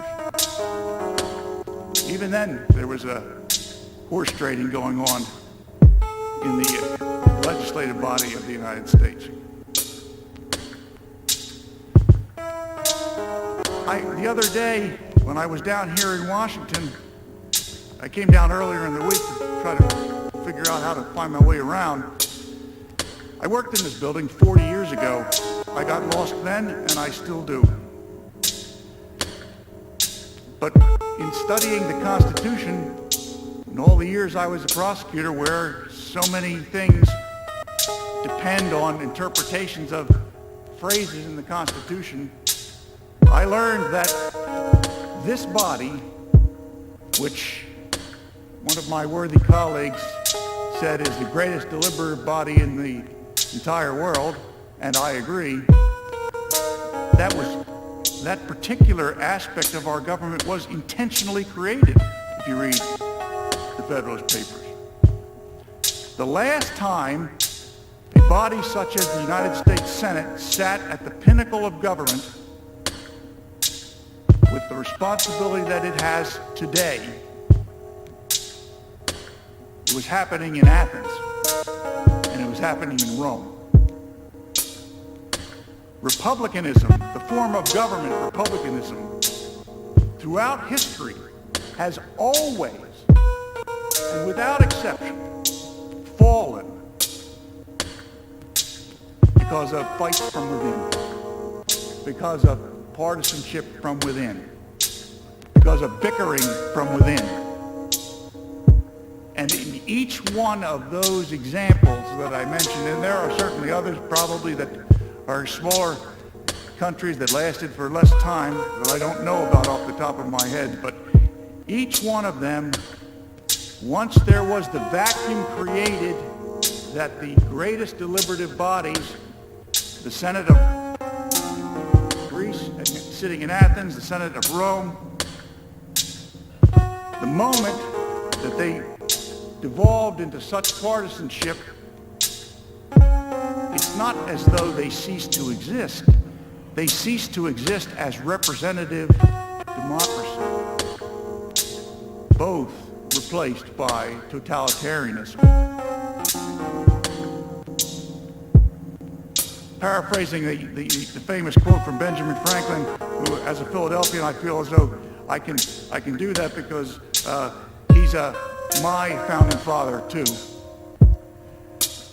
He who would trade liberty for some temporary security deserves neither liberty nor security.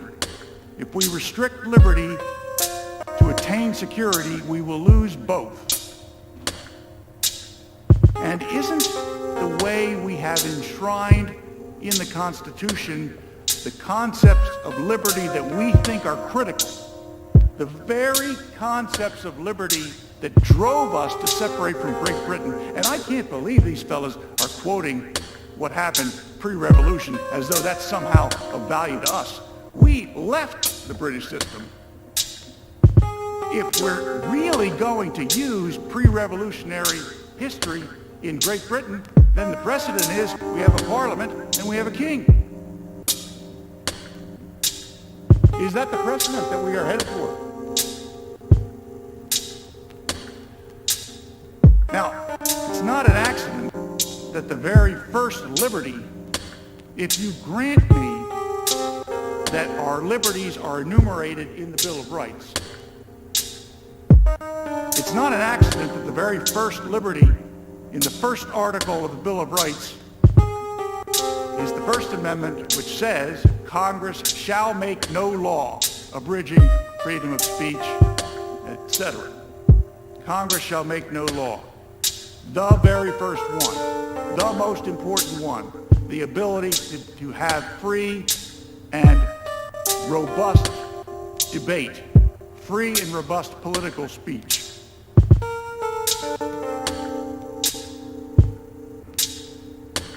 Something that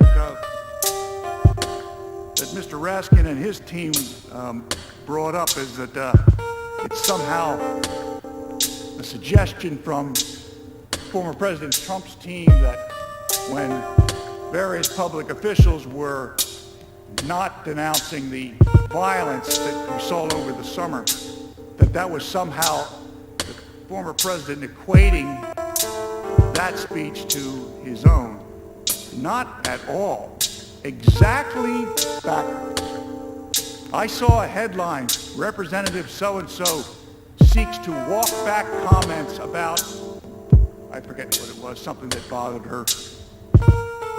I was devastated when I saw that she thought it was necessary to go on television yesterday or the day before and say she needs to walk back her comments. She should be able to comment as much as she wants.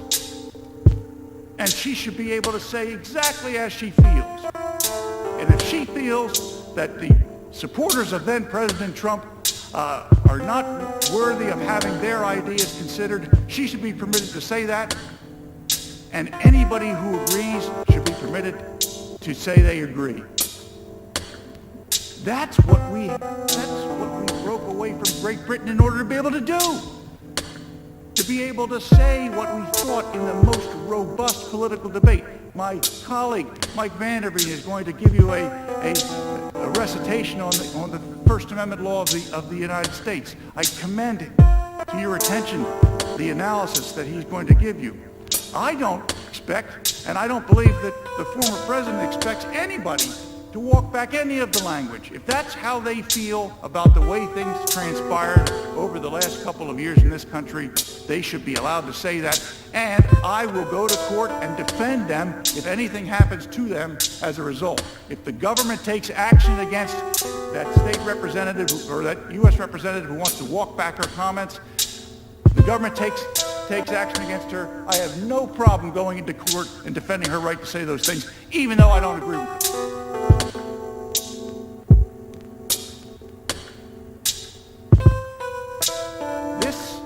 Trial is not about trading liberty for security. It's about suggesting that it is a good idea that we give up those liberties that we have so long fought for. We have sent armies to other parts of the world to convince those governments to implement the freedoms that we enjoy. This trial is about trading liberty for the security from the mob? Honestly, no. It can't be. We can't be thinking about that. We can't possibly be suggesting that we punish people for political speech in this country. And if people go and commit lawless acts as a result of their beliefs and they cross the line, they should be locked up. And in fact, I've seen quite a number of the complaints that were filed against the people who breached the Capitol. Some of them charge conspiracy. Not a single one of them, I noticed, charges conspiracy with the 45th President of the United States. Probably because prosecutors have an ethical requirement that they are not allowed to charge people with criminal offenses without probable cause. You might consider that.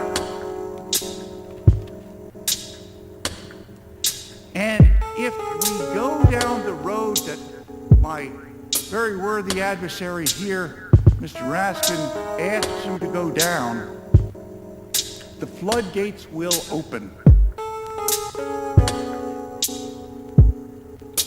I was going to say it will, instead of floodgates, I was going to say originally it will release the whirlwind, which is a biblical reference.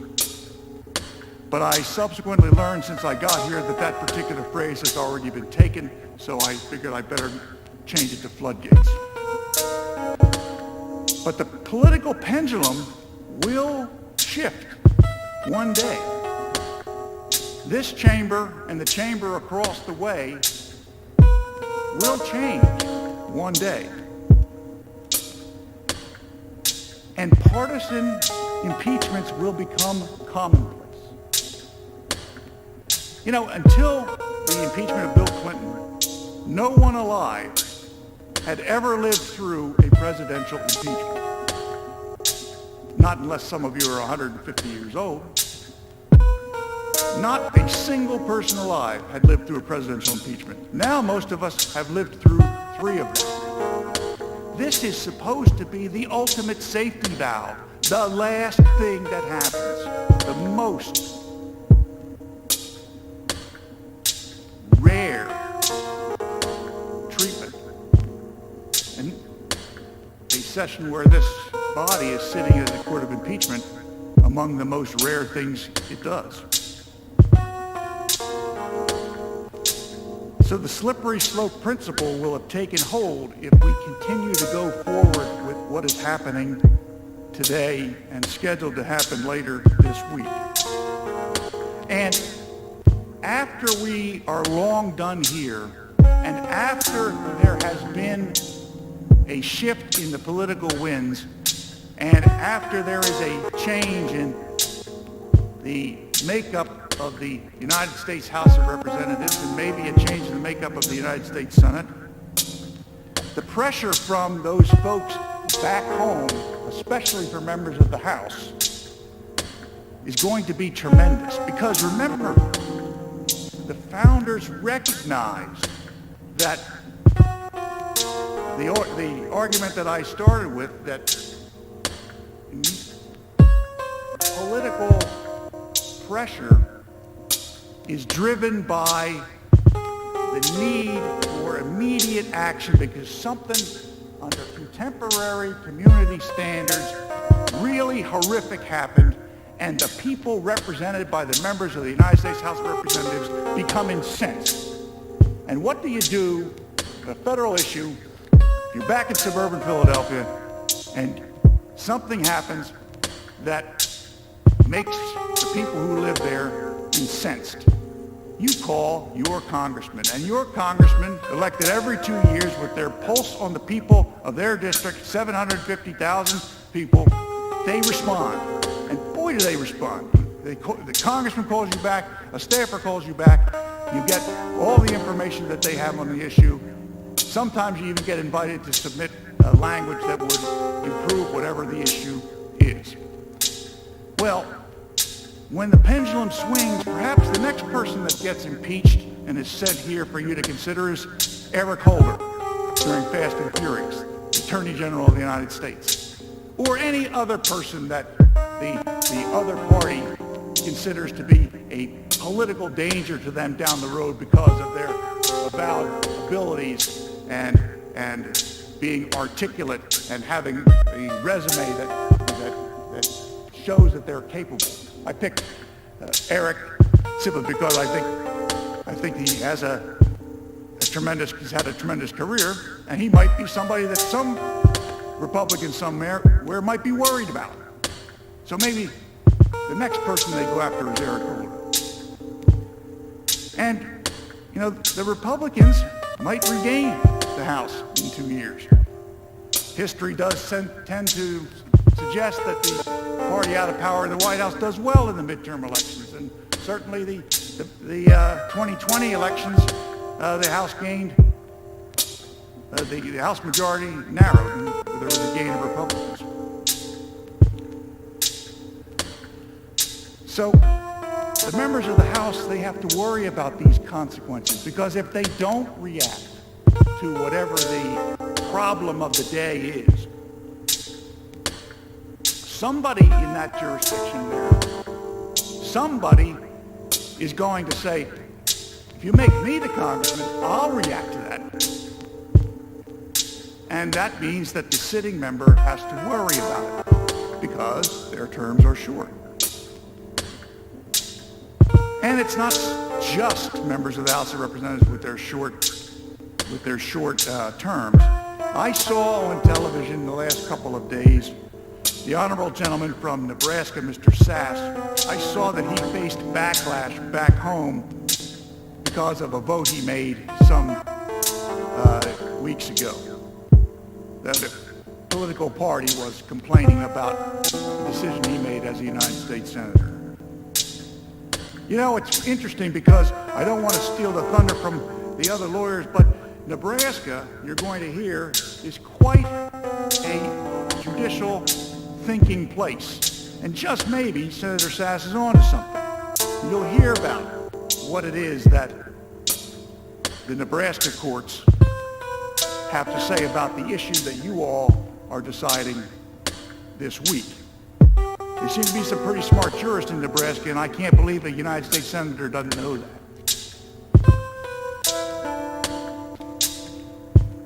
A senator like the gentleman from Nebraska, whose Supreme Court history is ever present in his mind, and rightfully so, he faces the whirlwind, even though he knows what the judiciary in his state thinks.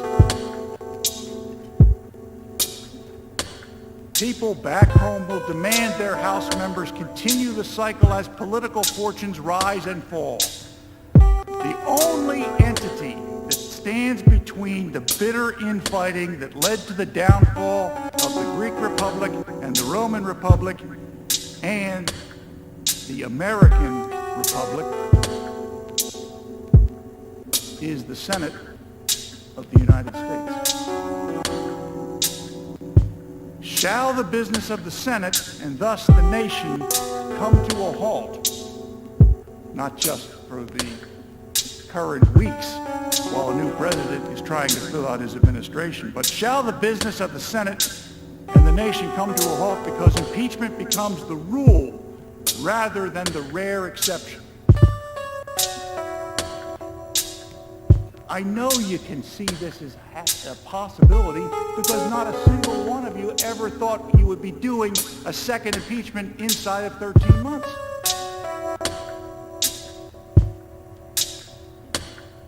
And the pressure will be enormous to respond in kind. To quote Everett Dirksen, the gallant men and women of the Senate will not allow that to happen. And this republic will endure because the top responsibility of a United States Senator and the top characteristic that you all have in common. And boy, this is a diverse group. But there isn't a single one of you who, A, doesn't consider yourself a patriot of the United States, and two, there isn't a single one of you who doesn't consider the other 99 to be patriots of the United States. And that is why this attack on the Constitution will not prevail. The document that is before you is flawed. The rule of the Senate concerning impeachment documents, Articles of Impeachment, Rule 23, says that such documents cannot be divided. You might have seen that we wrote that in the answer. It might have been a little legalistic or legalese for the newspapers to opine on very much, but there is some significance. The House managers, clever fellows that they are, they cast a broad net. They need to get 67 of you to agree they're right. And that's a good strategy. I would use the same strategy, except there is a rule that says you can't use that strategy. You see, Rule 23 says that the article of impeachment is indivisible. And the reason why that's significant is you have to agree that every single aspect of the entire document warrants impeachment because it's an all or nothing document. You can't cut out parts that you agree with warrant impeachment and parts that don't. because it's not divisible. It flat out says in the Senate rules it's not divisible. Now, previous impeachments, like President Clinton, said the president shall be found guilty of high crimes and misdemeanor for engaging in one or more of the following, and then gives a list. So all you had to do was win one. But they do that here. Has to be all or nothing. And some of these things that you are asked to consider might be close calls in your mind. But one of them is not. The argument about the 14th Amendment is absolutely ridiculous. The House managers tell you that the president should be impeached because he violated the 14th Amendment. And here's what the 14th Amendment says. No person shall be a senator or representative in Congress or elector of president and vice president or hold any office, civil or military, under the United States or any other state who, having previously taken an oath as a member of Congress or as an officer of the United States or a member of any state legislature or as an executive or judicial officer of any state to support the Constitution and shall have engaged in insurrection or rebellion against the same, or given aid or comfort to the enemies thereof. But Congress may vote by 2/3 of each house to remove such disability. Now, it doesn't take a constitutional scholar to recognize that that's written for people who fought for the Confederacy or previous military officers who were in the government of the Confederacy, and it doesn't take a constitutional scholar to require that they be convicted first in a court with due process of law. So that question can never be right until those things have happened. Now, if you agree with those arguments, and I know you all get your constitutions out and you'll read it, and if you agree with those arguments, the suggestion that the 14th Amendment applies here is ridiculous. And if you come to that conclusion, then because the managers have not separated out the any counts within the article of impeachment, the whole thing falls. I didn't write that. They are married to that. I wrote it out in individual responses because I didn't know how to respond to the cast the wide net effort. And fortunately, senators sometime in the past realized that you can't do that because you pass a rule that says, hey, you can't do that. So that's why it's flawed. It's flawed in other ways too, and my colleagues will explain that.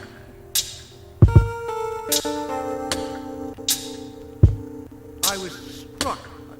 I thought the House managers who spoke earlier were brilliant speakers. And I made some notes, and they'll hear about what I think about some of the things they said later when I'm closing the case. But I thought they were brilliant speakers, and I loved listening to them. They're smart fellows.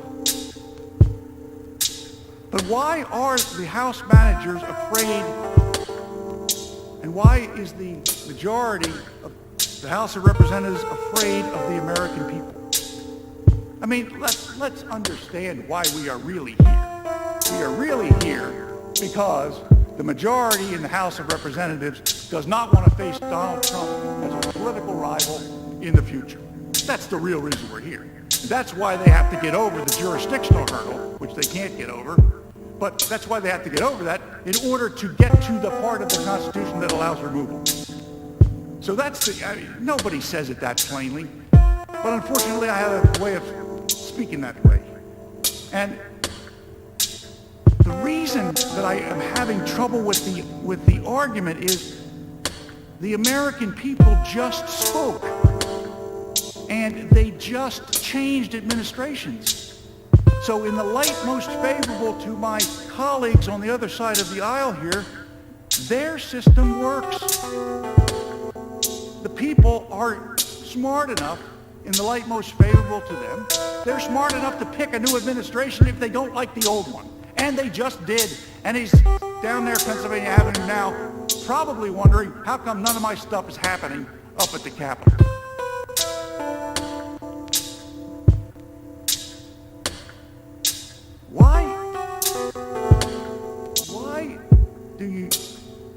members of the House of Representatives, the majority of the House of Representatives, why are they afraid of the very people that sent them to do this job? The people they hope will continue to send them back here. Why are they afraid that those same people who were smart enough to pick them as their congressman aren't smart enough to pick somebody who is a candidate for president of the United States? Why fear that the people will all of a sudden forget how to choose an administration in the next few years? And in fact, this happens all the time when there are changes in administrations from one-term presidents to others. Well, Nixon was sort of a 1.5 term, but Nixon to Ford, Ford to Carter, Carter to Reagan, Bush 41 to Clinton. That happens. The people get tired of an administration they don't want, and they know how to change it. And they just did. So why think that they won't know how to do it in 2024 if they want to? Or is that what the fear is? Is the fear that the people in 2024, in fact, will want to change and will want to go back to Donald Trump and not the current occupant of the White House, President Biden? Because all these other times, the people were smart enough to do it, choose who the president should be, and all these other times, they were smart enough to choose who their members of Congress were, and by the way, choose you all as well. But they're not smart enough to know how to change the administration, especially since they just did. So it seems pretty evident to me that they didn't know how. It has worked 100% of the time. 100% of the time in the United States, when the people had been fed up with and had enough of the occupant of the White House, they changed the occupant of the White House. Now, I know that one of the strengths of this body is its deliberative action. And I saw Senator Manchin on the TV the other night talking about the filibuster. And the main point was that Senator Manchin was explaining to those of us who don't operate here all the time that this body has an obligation to try to reach consensus across the aisle to legitimize the decisions it makes. Obviously, he's capable of making his own pronouncements on it, but that's what it came across on the television. And I think that that is a good way of saying why the Senate of the United States is different than other places. You know, the Constitution is a document designed to protect the rights of the minority, not the rights of the majority. Congress shall make no law abridging all of these things. That's because those were the things that were of concern at the time. It's easy to be in favor of liberty and equality and free speech when it's popular.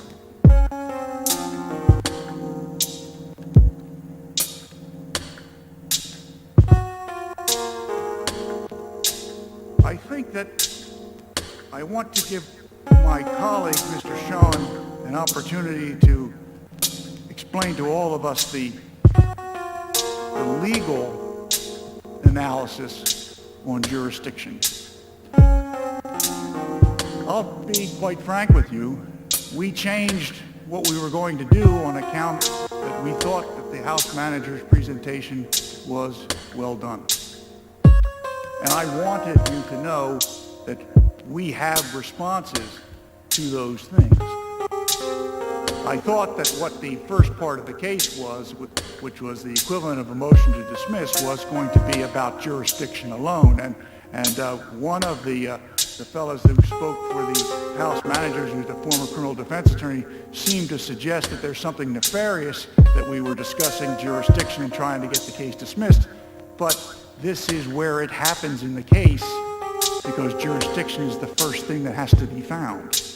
We have counter-arguments to everything that they raised, and you will hear them later on in the case from Mr. Vanderveen and from myself. But on the issue of jurisdiction, the scholarly issue of jurisdiction, I'll leave you with this before I invite David to come up and give you the erudite explanation. Some of this was shown on the screen, but Article 1, Section 3 says, judgments in cases of impeachment shall not extend further than to removal from office and disqualification to hold any office of honor, trust, profit under the United States, but the party convicted shall nevertheless be liable and subject to indictment, trial, judgment, and punishment according to law. So this idea of a January amnesty is nonsense. If my colleagues on this side of the chamber actually think that President Trump committed a criminal offense, and let's understand, a high crime is a felony and a misdemeanor is a misdemeanor. The words haven't changed that much over the time. After he's out of office, you go and arrest him. So there is no opportunity where the President of the United States can run rampant in January at the end of his term and just go away scot-free. The Department of Justice does know what to do with such people. And so far, I haven't seen any activity in that direction. And not only that, the people who stormed this building and breached it were not accused of conspiring with the President. But the section I read, judgment, in other words, the bad thing that can happen, the judgment, in cases of impeachment, i.e. what we are doing, shall not extend further than removal from office. What is so hard about that? Which of those words are unclear? Shall not extend further than removal from office. President Trump no longer is in office. The object of the Constitution has been achieved. He was removed by the voters. Mr. Schoen, are you ready? Now that I've taken all of his time,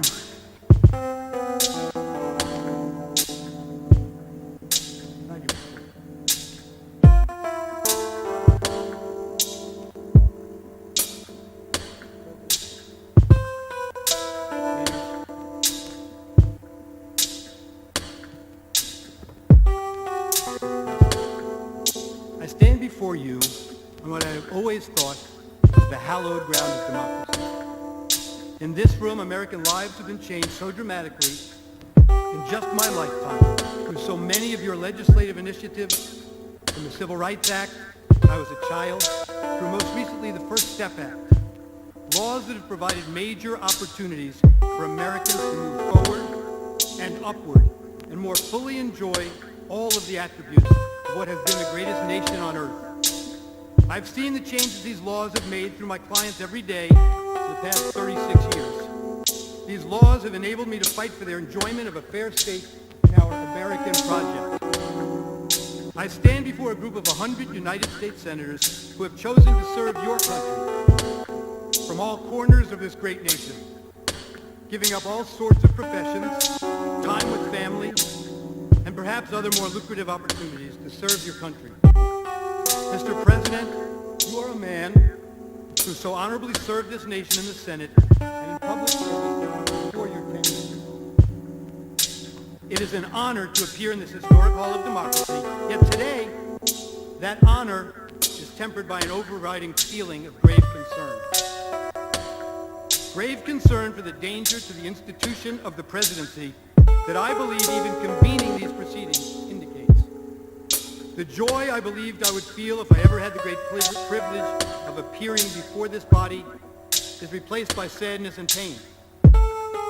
My overriding emotion is frankly wanting to cry, for what I believe these proceedings will do to our great, so long enduring, sacred Constitution, and to the American people on both sides of the great divide that now characterizes our nation. Esteemed members of the Senate, going forward with this impeachment trial of a former President of the United States is unconstitutional for reasons we have set out in our brief, some of which we'll focus on here, and as a matter of policy, it is wrong, as wrong can be for all of us as a nation. We are told by those who favor having these proceedings that we have to do it for accountability. But anyone truly interested in real accountability for what happened at the Capitol on January 6th, would of course insist on waiting for a full investigation to be completed. Indeed, one is underway in earnest already, intent on getting to the bottom of what happened. Anyone interested in ensuring that it's truly the one or ones responsible from whom accountability is sought would more than willingly wait for the actual evidence, especially with new evidence coming in every day about pre-planning, about those who are involved, and about their agenda bearing no relationship to the claims made here. They say you need this trial before the nation can heal, that the nation cannot heal without it. I say our nation cannot possibly heal with it. With this trial, you will open up new and bigger wounds across the nation, for a great many Americans see this process for exactly what it is: a chance by a group of partisan politicians seeking to eliminate Donald Trump from the American political scene and seeking to disenfranchise 74 million plus American voters and those who dare to share their political beliefs and vision of America. They hated the results of the 2016 election and want to use this impeachment process to further their political agenda. These elitists have mocked them for 4 years. They've called their fellow Americans who believe in their country and their Constitution deplorable. And the latest talk is that they need to deprogram those who supported Donald Trump and the grand old party. But at the end of the day, this is not just about Donald Trump or any individual. This is about our Constitution and abusing the impeachment power for political gain.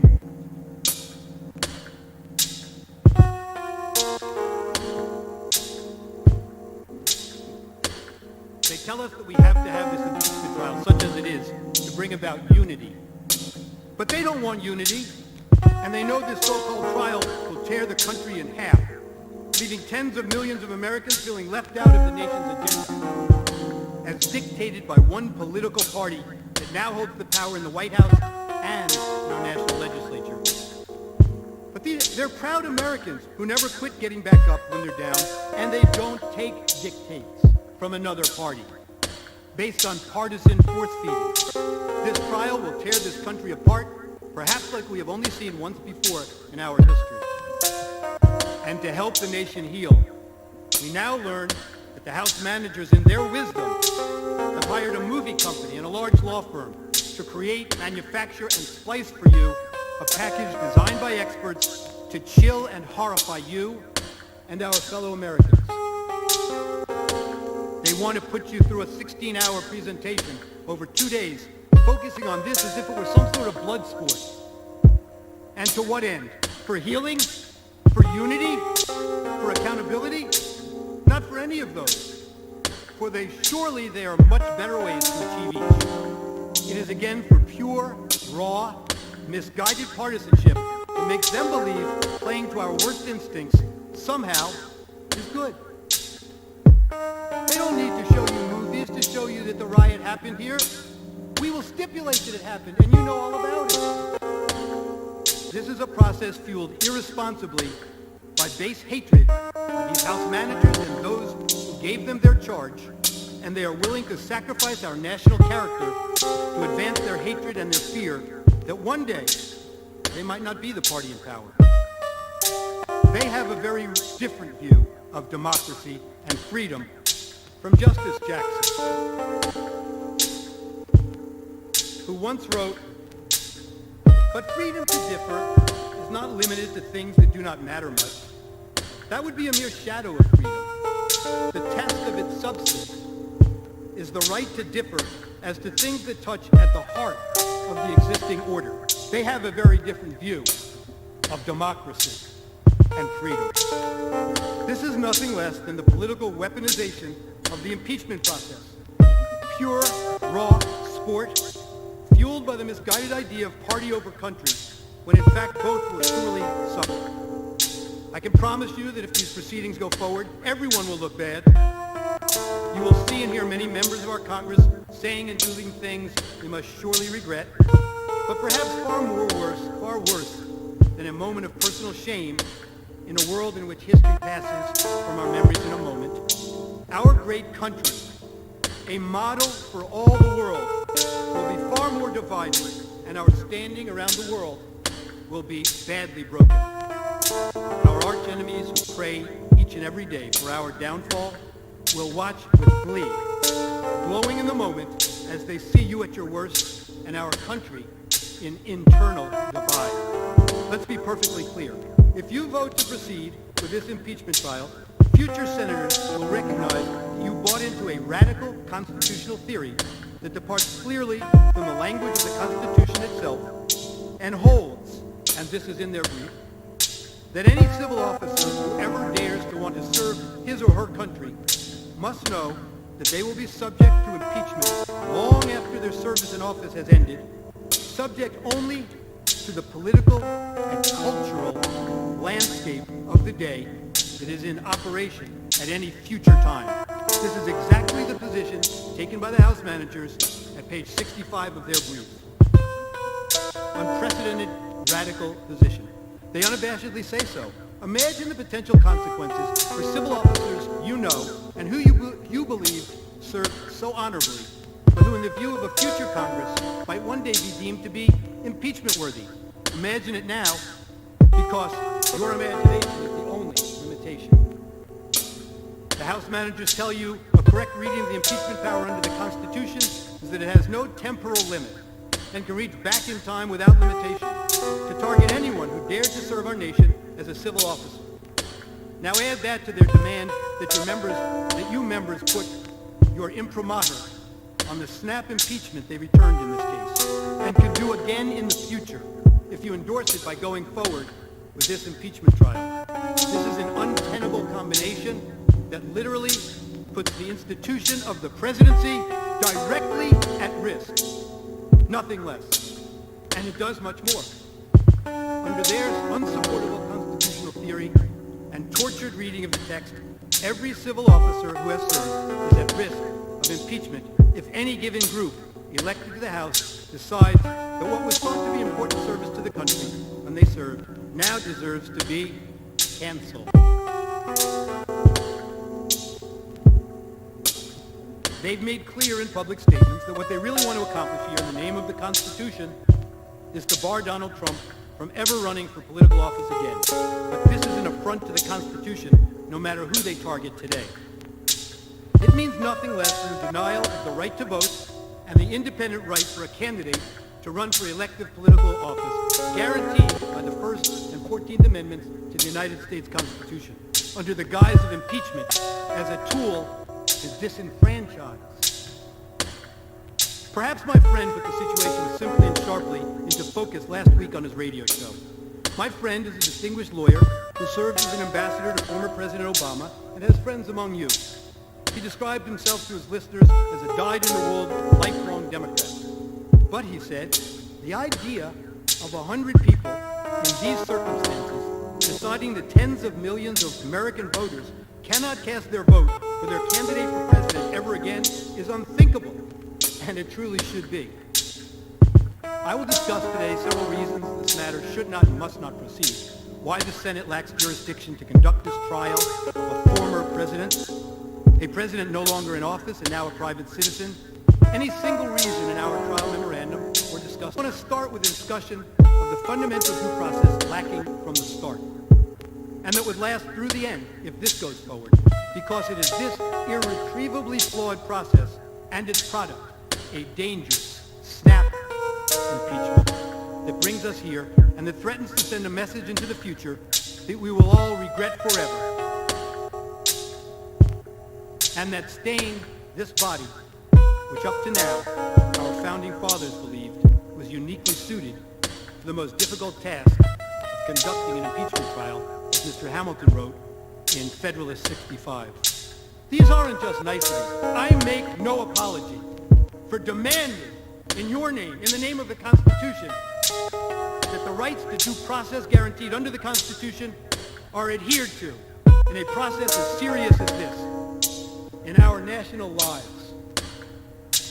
The denial of due process in this case, of course, starts with the House of Representatives.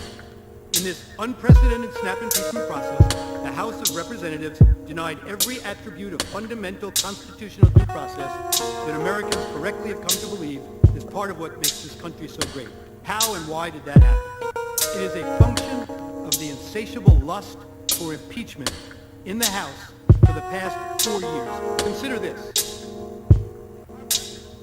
The relevant timeline in the House reveals the rush to judgment. On the day following the January 6th riot, the House leadership cynically sensed a political opportunity to score points against the outgoing then-President Trump. And the Speaker demanded that Vice President Pence invoke the 25th Amendment, threatening immediate impeachment for the President if Mr. Pence did not comply with this extraordinary and extraordinarily wrong demand. 4 days later, on January 11, 2021, the instant article of impeachment was introduced in the House. Speaker Pelosi then gave Vice President another ultimatum, threatening to begin impeachment proceedings within 24 hours if he did not comply. Vice President Pence rejected Speaker Pelosi's demand, favoring instead adherence to the Constitution and the best interests of the nation over a politically motivated threat. On January 12th, Speaker Pelosi announced who the 9 impeachment managers would be, and on January 13th, 2021, just days after holding a press conference to announce the launching of an inquiry, the House adopted the article of impeachment, completing the fastest impeachment inquiry in history and according President Trump no due process at all, over strong opposition based in large part on the complete lack of due process. To say there was a rush to judgment by the House would be a grave understatement. It is not as if the House members who voted to impeach were not mightily warned about the dangers to the institution of the presidency and about our system and to our system of due process.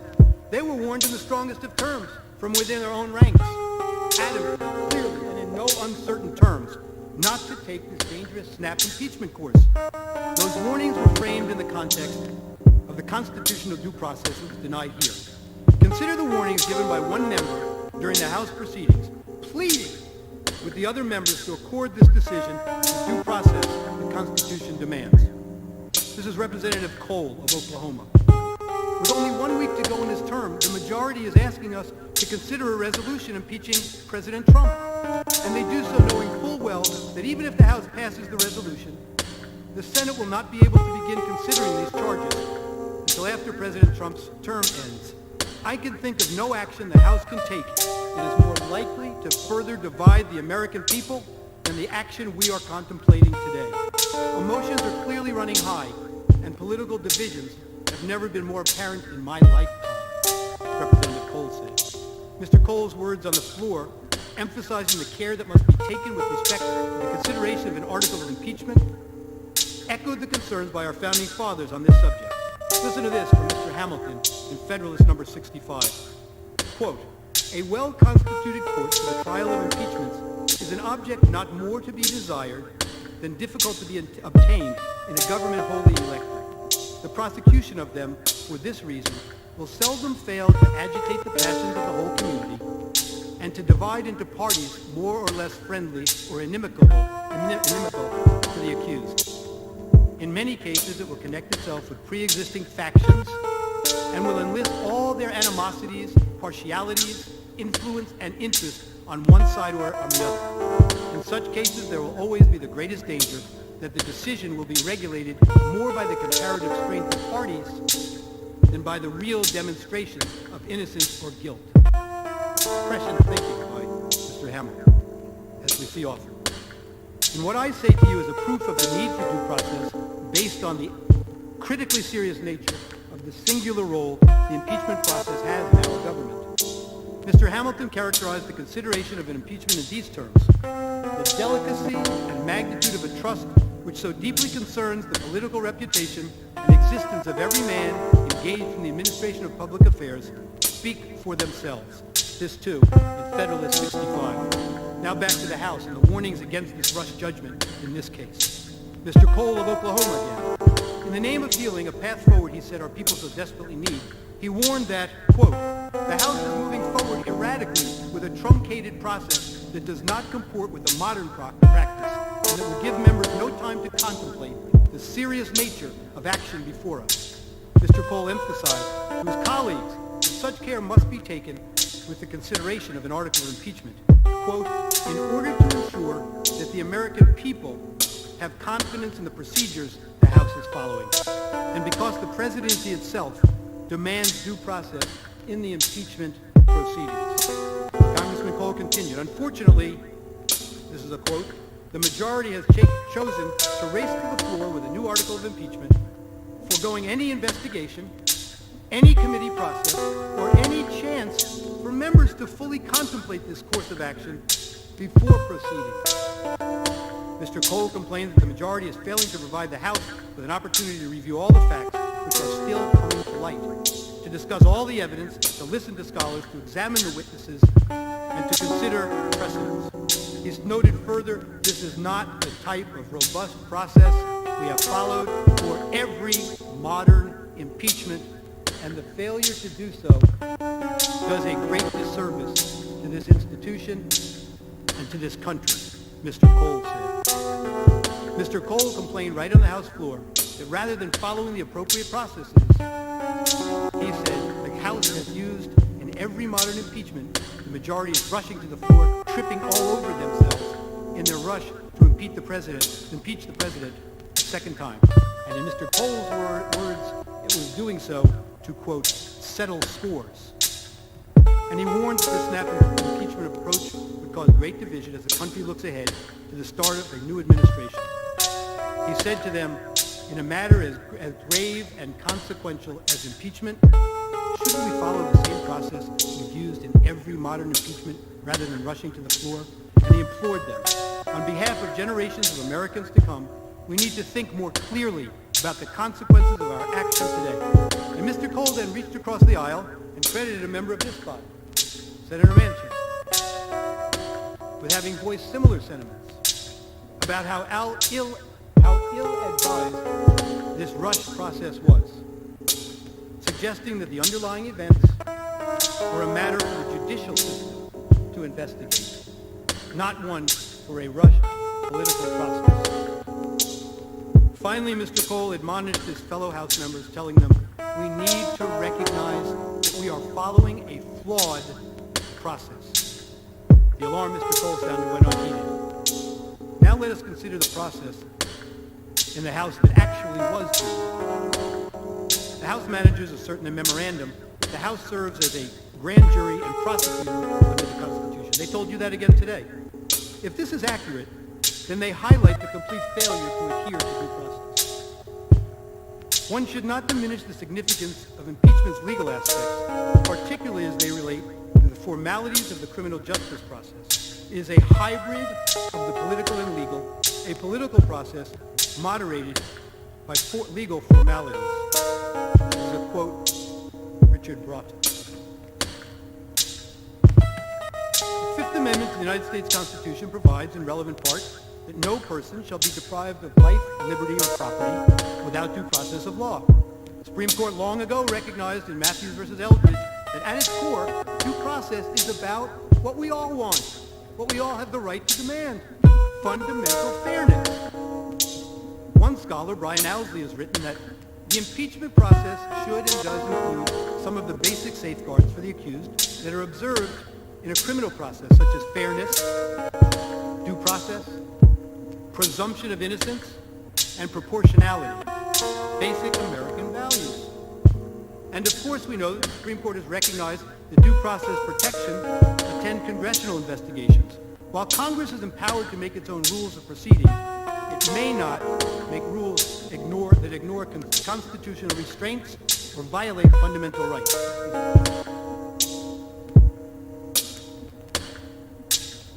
case law is limited in terms of spelling out what due process looks like in impeachment hearings. And of course, in the Nixon case, Walter, not Richard, we know that there's a great deal of leeway afforded Congress with respect to its impeachment rules. It is clear that the fundamental principles that underlie our understanding of what due process must always look like apply. In Hastings versus United States, D.C. court case, first vacated on different grounds, they address the matter, clearly concluding that the due process clause applies to impeachment proceedings and that it imposes an independent constitutional constraint on how the Senate exercises its sole power to try all impeachments under Article 1, Section 3, Clause 6. The court wrote in Hastings, impeachment is an extraordinary remedy. As an essential element of our constitutional system of checks and balances, impeachment must be invoked and carried out with solemn respect and scrupulous attention to fairness. Fairness and due process must be the watchword whenever a branch of the United States government conducts a trial, whether it be in a criminal case, a civil case, or a case of impeachment. The 1974 Department of Justice memo suggested the same view, opining that, quote, whether or not capable of judicial enforcement, due process standards would seem to be relevant to the manner of conducting an impeachment proceeding. More specifically, as the Hastings court described it, one of the key principles that lies at the heart of our constitutional democracy.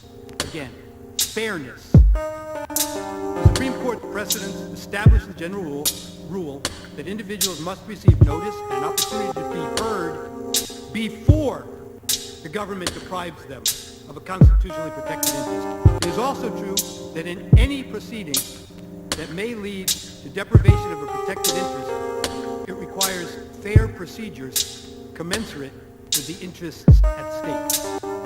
Impeachment proceedings plainly involve deprivations of property and liberty interests protected by the Due Process Clause.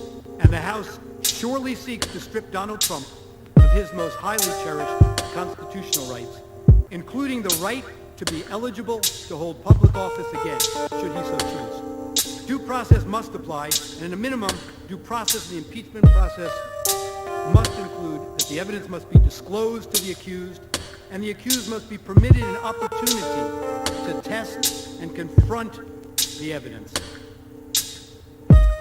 particularly through the right to confront and cross-examine witnesses, which have long been recognized as essential to due process. In almost every setting where important decisions turn on questions of fact, due process requires an opportunity to confront and cross-examine. It is unfathomable that the framers, steeped in the history of Anglo-American jurisprudence, would create a system that would allow the chief executive and commander-in-chief of the armed forces to be impeached based on a process to develop evidence without providing any of the elementary procedures that the common law developed over centuries for ensuring the proper testing of evidence in an adversarial process. We would never countenance such a system in this country.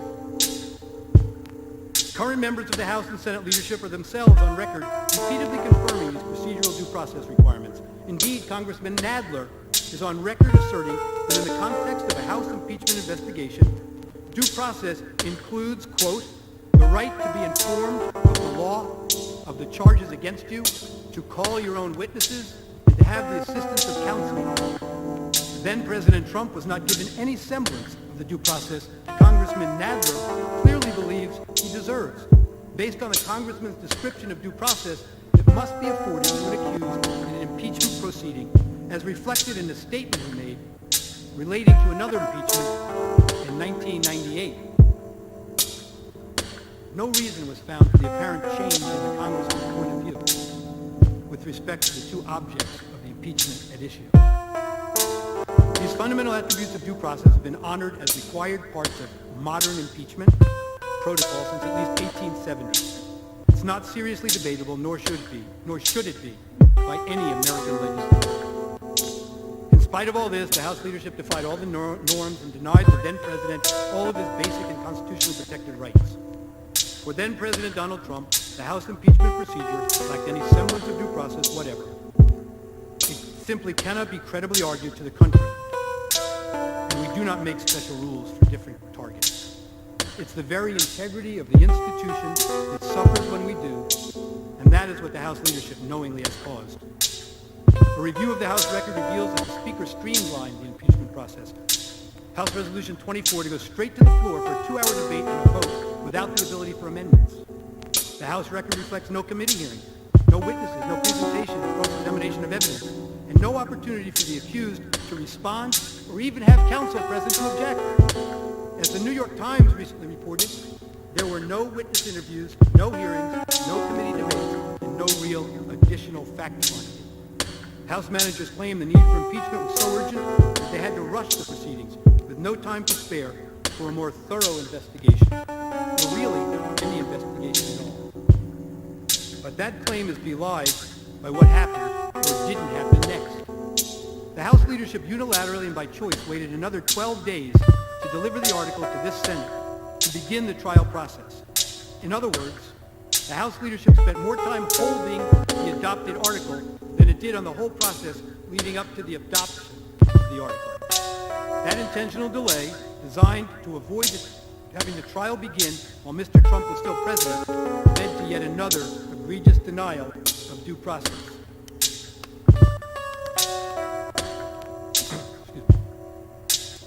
Article 1, Section 3 of our Clause 6 of our Constitution, of course, provides in pertinent part that the Senate shall have the sole power to try all impeachments. When sitting for that purpose, they shall be on oath or affirmation, and when the President of the United States is tried, the Chief Justice shall preside. By intentionally waiting until President Trump's term of office expired before delivering the article of impeachment to the Senate to initiate trial proceedings, Speaker Pelosi deprived then-President Trump of the express constitutional right and the right under the Senate's own Rule 4 to have the Chief Justice of the United States preside over his trial and wield the considerable power provided for in the rules of procedure and practice in the Senate when sitting on impeachment trials. That power includes, under Rule 5, the presiding officer's exclusive right to make and issue all orders, under Rule 7, to make all evidentiary orders, subject to objection by a member of the Senate. We say respectfully that this intentional delay by Speaker Pelosi, such that in the intervening period, President Trump became private citizen, Mr. Trump, constitutes a lapse or waiver of jurisdiction here. For Mr. Trump no longer is the President, described as subject to impeachment in Article 1, Section 3, Clause 6, and in Article 2, Section 4. And this body, therefore, has no jurisdiction as a function of that additional due process violation by Speaker Pelosi. Moreover, with all due respect, then President Trump suffered a tangible detriment from Speaker Pelosi's actions, which violates not only his rights to due process of law, but also his express constitutional right to have the Chief Justice preside. That tangible detriment includes the loss of the right to a conflict-free, impartial presiding officer, with all due respect. The very purpose behind requiring the Chief Justice to preside over the President's impeachment trial, along with the other benefits of having the two branches combined, Chief Justice from the judiciary and the Senate, for the impeachment trial of the President, reflected in Federalist 66. One of the reasons Chief Justice was chosen for that task. Mr. Trump now faces a situation in which the presiding officer will serve as both judge, with all the powers that the rules endow him with, and juror with a vote. And beyond that, the presiding officer, although enjoying a lifelong honorable reputation, of course, has been Mr. Trump's vocal and adamant opponent throughout the Trump administration, and in fact, in the very matter on trial. The presiding officer, respectfully, already has publicly announced his fixed view, before hearing any argument or evidence, that Mr. Trump must be convicted on the article of impeachment before the Senate, and indeed that members in both parties have an obligation to vote to convict as well. Nowhere in this great country would any American, and certainly not this honorable presiding officer, consider this scenario to be consistent with any stretch of the American concept of due process and a fair trial, and certainly not even the appearance of either. By no stretch of the imagination could any fair-minded American be confident that a trial so conducted would or could be the fair trial promised by the leader. While most procedural aspects of a Senate impeachment trial may be non-justiciable political questions, This is not an excuse to ignore what law and precedent clearly require. The present situation either presents a violation of the constitutional text found in the articles mentioned above that require the Chief Justice to preside when the President is on trial, or it is a clear denial of due process and fair trial rights for private citizen Trump to face an impeachment trial so conducted by the Senate. The impeachment article should be treated as a nullity and dismissed based on the total lack of due process in the House. It should be dismissed because of Speaker Pelosi's intentional abandonment or waiver of jurisdiction, if the House ever acquired jurisdiction. And the article should be dismissed because the trial in the Senate of a private citizen is not permitted, let alone with the conflicts just described that attend this proceeding. Finally, on the subject of due process in this matter, I say the following.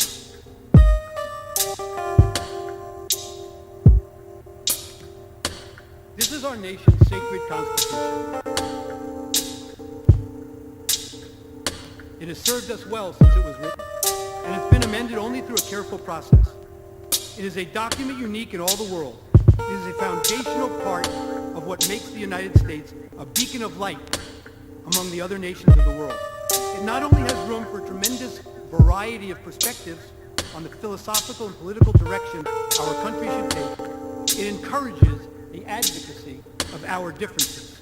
But we have long held that fundamental to its health and well-being, and therefore to ours as a nation, is its insistence on due process for every citizen. The emphasis on the right to due process long ago was recognized as its life breath, a primary guarantor of its eternal viability as our political, civic, and national guiding light. We all well know that there are many systems in other countries around the world that do not offer any semblance of the safeguards our constitutional concept of due process provides. Some of them have chosen their own handbooks which direct their citizens' conduct on penalty of death. This is one of them. There can be no room for due process in such a system as this, or the system would be lost. Snap decisions are required in a system like this to maintain power for one political philosophy over all others in those kinds of systems. But we as a nation have rejected those systems and the kind of snap decisions they demand to maintain control for one party, for one point of view, and for an imposed way of life. We choose to live freely under a constitution that guarantees our freedom. Other countries fear those freedoms and seek to ensure adherence to a party line in all civic, political, spiritual, and other affairs, and to ensure that the party line is towed, and those systems have no place for due process. Snap decisions that remove political figures are the norm. Maintaining their systems depend on it. That is not our way in America, and never must be. We choose in America to live by our Constitution and its amendments, and the due process this document demands for every citizen among us.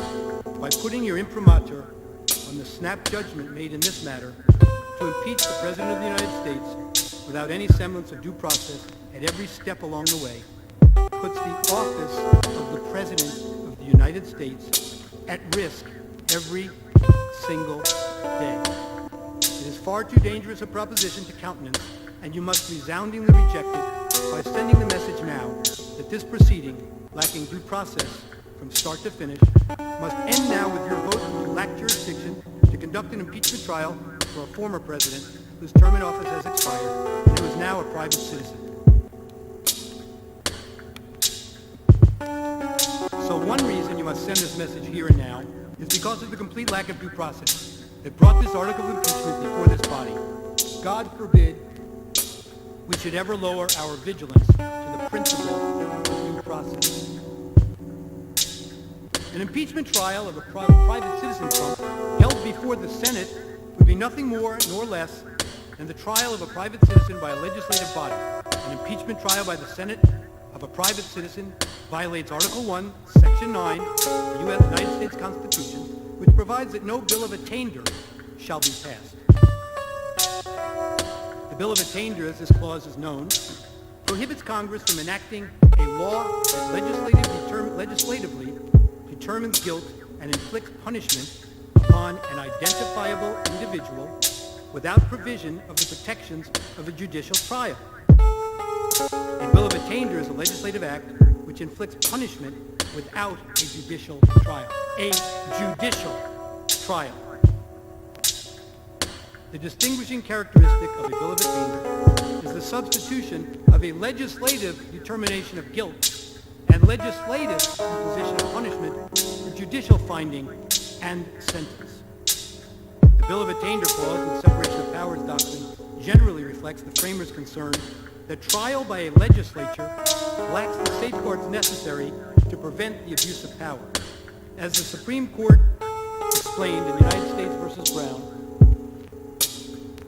the best available evidence, the writings of the architects of our constitutional system, indicate that the Bill of Attainder clause was intended not as a narrow, technical, and therefore soon-to-be outmoded prohibition, but rather as an implementation of the separation of powers, a general safeguard against legislative exercise of the judicial function. More simply, trial by legislature.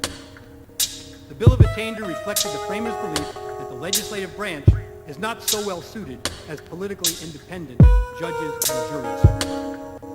When the Senate undertakes an impeachment trial of a private citizen, as it clearly understands to be the case here, supported by the fact that the Chief Justice is not providing and Mr. Trump is not the president, it is acting as a judge and jury rather than a legislative body. And this is exactly the type of situation that the Bill of Attainder constitutional provision is meant to preclude. It is clear that disqualification from holding future office, the punishment the House managers intend to seek here, is a kind of punishment, like a banishment and others, that is subject to the constitutional prohibition against the passage of bills of attainder, under which general designation bills of pains and penalties are included. The cases include Cummings, Ex parte Garland, and this Brown case. The Supreme Court 3 times has struck down provisions that precluded support of the South or support of communism from holding certain jobs as being in violation of this prohibition. Thus, the impeachment of a private citizen in order to disqualify them from holding office is an unconstitutional act constituting a bill of attainder. Moreover, this is the exact type of situation in which the fear would be great that some members of the Senate might be susceptible to acting in the haste the House acted in when it rushed through the article of impeachment in less than 48 hours, acting hastily simply to appease the popular clamor of their political base, the very kind of concern expressed by Mr. Hamilton in Federalist 65. Moreover, as Chief Justice Marshall warned in Fletcher v. Peck, it is not to be disguised that the framers of the Constitution viewed with some apprehension the violent acts which might grow out of the feelings of the moment, and that the people of the United States, in adopting that instrument, have manifested a determination to shield themselves and their property from the effects of those sudden and strong passions to which men and women are exposed. The restrictions on the legislative power of the states are obviously founded in this sentiment, and the Constitution of the United States contains what may be deemed the Bill of Rights for the people of each state. No state shall pass any bill of attainder in this form. The power of the legislature over the lives and fortunes of individuals is expressly restrained. And so now let's turn to the text of the Constitution.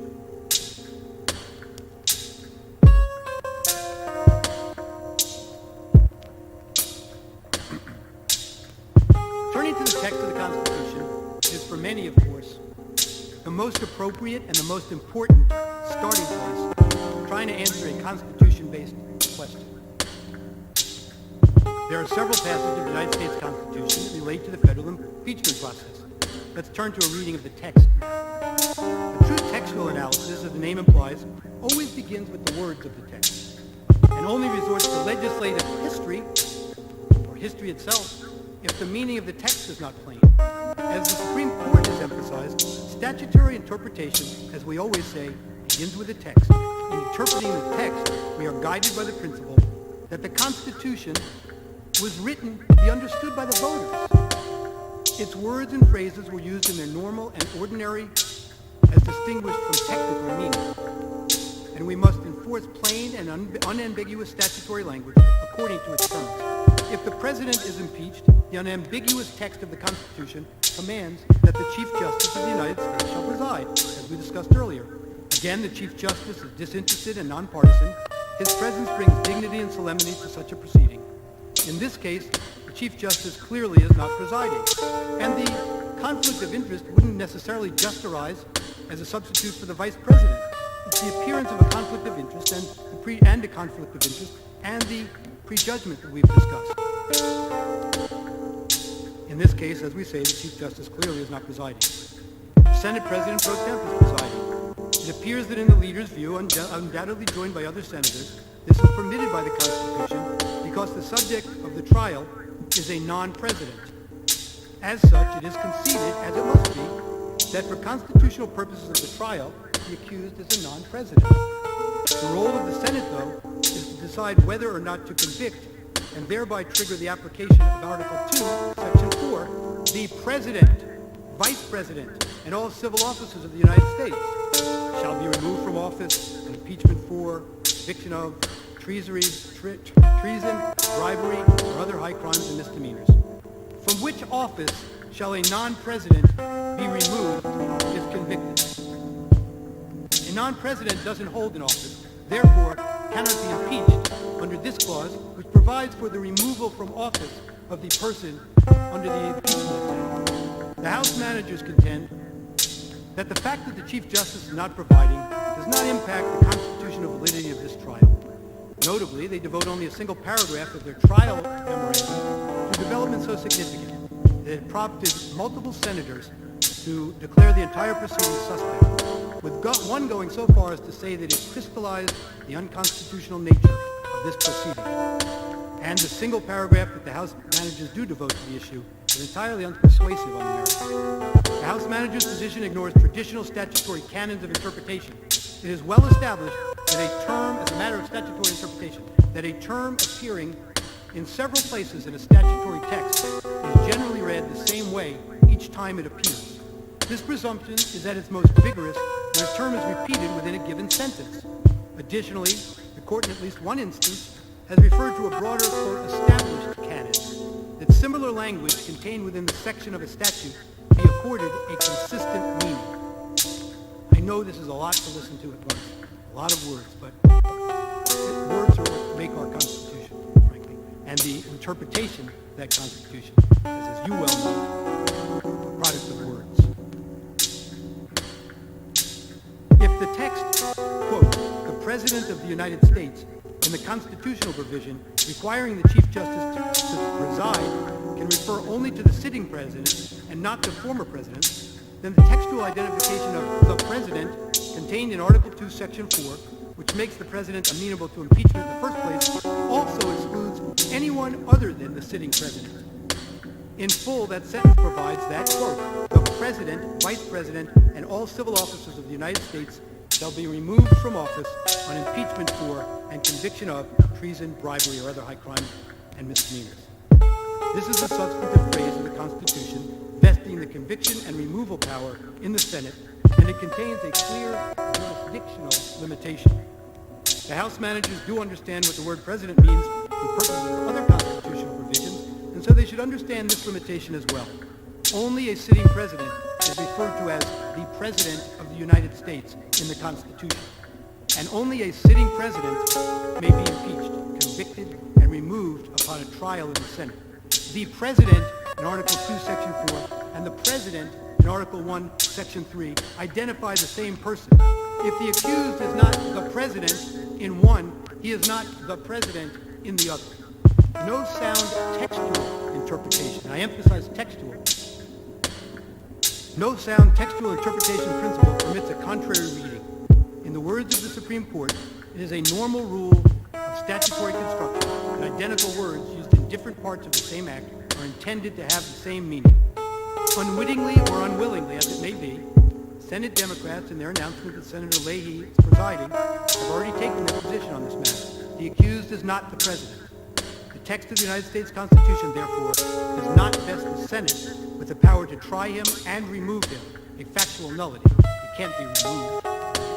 Or disqualify him, a legal nullity, as if he were the President. House managers contend the Senate has jurisdiction over this impeachment because despite the fact that he's no longer the president, the conduct that the former president is charged occurred while he was still in office. That argument does not in any way alter the Constitution's clear textual identification of the president. House managers justify their strained argument by noting that the Constitution's impeachment provisions are properly understood by reference to this overarching constitutional plan. But with that very justification in mind, their argument fails once again. In an impeachment, it is the accused's office that permits the impeachment. Ceasing to hold that office terminates the possibility and the purpose of impeachment. Private persons may not be impeached in America, and so they ask you to look back at the British model. The Constitution, as I say, does not make private citizens subject to impeachment. The founders rejected the British model that allowed Parliament to impeach anyone except for the king. And so they limited impeachment to certain public officials, including presidents. Next on the textual front. The primary, in fact, the only required remedy of conviction is removal. Article 2, Section 4, straightforward rule. Whenever a civil officer is impeached and convicted for high crimes and misdemeanors, they shall be removed. It is undeniable that in this instance removal is moot in every possible regard. Removal is a factual and legal impossibility. Yet the article of impeachment itself, read it in the wherefore clause, it calls for removal. This is one reason why impeachment proceedings are different from ordinary trials, and why the Constitution pointedly separates the two. In ordinary criminal jurisprudence, a person convicted of public crimes while he or she was in office may still be punished even though they no longer hold that office. Not so with impeachment. In a Senate impeachment trial, conviction means and requires removal. And conviction without a removal is no conviction at all. Only upon a valid conviction and its requisite enforceable removal may the additional judgment of disqualification plausibly be entertained. Presidents are impeachable because presidents are removable. Former presidents are not because they cannot be removed. The Constitution is clear. Trial by the Senate sitting as a court of impeachment is reserved for the President of the United States, not a private citizen who used to be President of the United States. Just as clear, the judgment required upon conviction is removal from office, and a former president can no longer be removed from office. The purpose, text, and structure of the Constitution impeachment clauses confirm this intuitive and common sense understanding. So wrote Judge Michael Ludwig, former judge in the United States Court of Appeals for the Fourth Circuit. And indeed, there are state court decisions that analyze this very same language and conclude that impeachment can only be entertained against an existing officer subject to removal. Read State versus Hill from Nebraska and Smith versus Brantley, 1981 decision from the Florida Supreme Court. This is the first time that the United States Senate has ever been asked to apply the Constitution's textual identification of the president in the impeachment provisions to anyone other than the sitting president of the United States. And of course, most significantly from a textual approach, the term specifically used is the president, not a president. And there can be only one president, the incumbent at a time. Judge Ludwig relies on this textual reading for his firm conclusion that a former president cannot be impeached or convicted. Consider the alternative, as Robert Delahunty, Professor John Yu have. If Mr. Trump can be convicted as the president, the language the Constitution uses, then why is he not still the president under the Commander-in-Chief Clause, for example? They are joined by Professor Alan Dershowitz and University of Chicago Professor Richard Epstein in their focus and conclusion. They point out the dangers of an approach that deviates from a focus on the text, if there is no temporal limitation. That's what they've suggested to you. Remember, you can go back in time and impeach any civil officer who ever served for anything that occurred during the course of their service, time immemorial. For the House manager's position, the concept necessarily includes all former executive officers and judges, including perhaps the impeachment now of Jimmy Carter for his handling of the Iran hostage scandal, as one example. That flows logically from their argument, without any hesitation. Further, they ask, why not then countenance a broad reading of other terms? When I say they ask, I mean these experts have opined on this. Why not then countenance a broad reading of other terms, such as terms like high crimes and misdemeanors, however broadly construed, are intended to be exclusively the only kind of conduct intended as impeachable. They conclude, these experts, that by writing that a non-textual impeachment power would undermine the Constitution's effort to make the president independent of Congress, a central goal of the Founding Fathers. The authors convincingly argue for textual analysis over non-textual analysis, over non-textual reliance on a presentation of history, suggesting that if one's presentation of history was controlled, it would expressly permit conduct contrary to the express language, leading to clearly unintended results. I must tell you that I've spoken to Judge Ken Starr at some length this past week about this. This textual approach is something he too feels very strongly about. I also happen to be friendly with Chuck Cooper, by the way, who's a fine person. Also happens to be a person who has a strong animus against President Trump. But Chuck Cooper is a fine lawyer and a fine person, as I'm sure our friends from Alabama know. As we already have discussed, the risks to the institution of the presidency and to any and all past officers is limited only by one's imagination. The weakness of the House manager's case is further demonstrated by their reliance on the unproven assertion that if President Trump is not impeached, future officers who are impeached will evade removal by resigning either before impeachment or Senate trial. For example, they contend, citing various law professors, that, quote, any official who betrayed the public trust and was impeached could avoid accountability simply by resigning 1 minute before the Senate's final conviction vote. This argument is a complete canard. The Constitution expressly provides in Article 1, Section 3, Clause 7, that a convicted party following impeachment shall nevertheless be liable and subject to indictment, trial, judgment, and punishment according to law after removal. Clearly, a former civil officer who's not impeached is subject to the same. We have a judicial process in this country. We have an investigative process in this country to which no former office holder is immune. That's the process that should be running its course. That's the process the Bill of Attainder tells us is the appropriate one for investigation, prosecution, and punishment, with all of the attributes that branch. We're missing it by 2 articles here. The Article 3 courts provide. They provide that kind of appropriate adjudication. That's accountability. There are appropriate mechanisms in place for full and meaningful accountability, not through the legislature, which does not and cannot offer the safeguards of the judicial system which every private citizen is constitutionally entitled. But more to the point here, their argument does nothing to empower a different reading of the Constitution's plain text. That is, one that reads the president in one provision to include former presidents, but reads the president in the other provision to mean only the sitting president. Second, this red herring of an argument also fails because the former president did not resign, even amid calls by his opponents that he do so.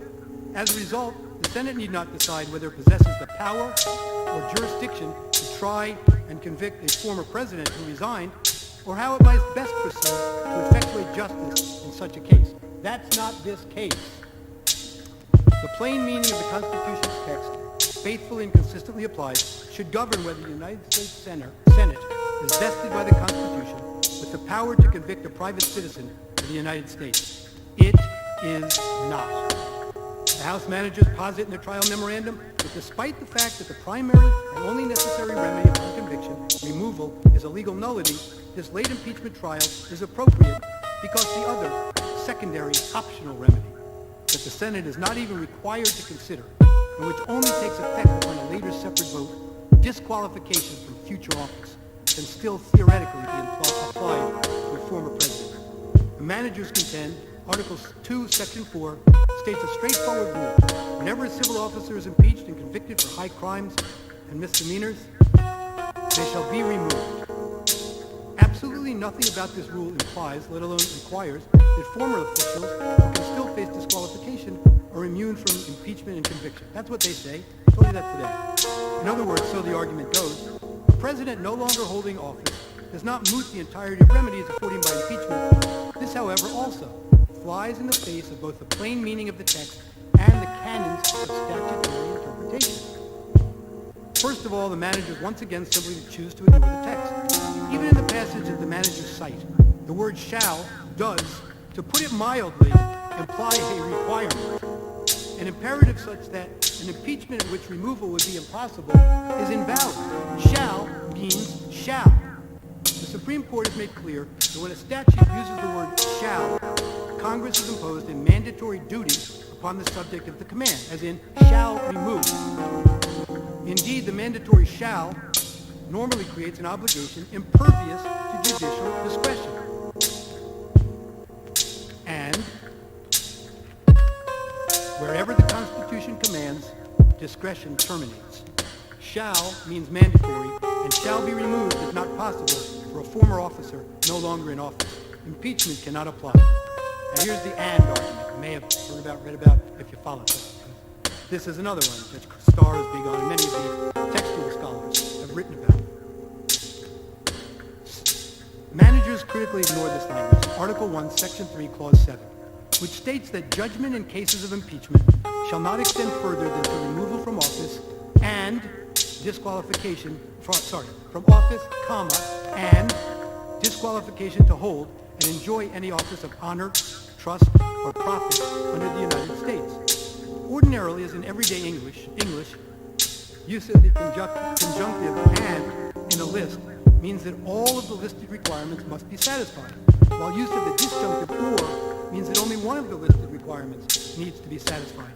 Judge Kenneth Starr subscribes strongly to this argument and understands the comma to provide further support to the reading.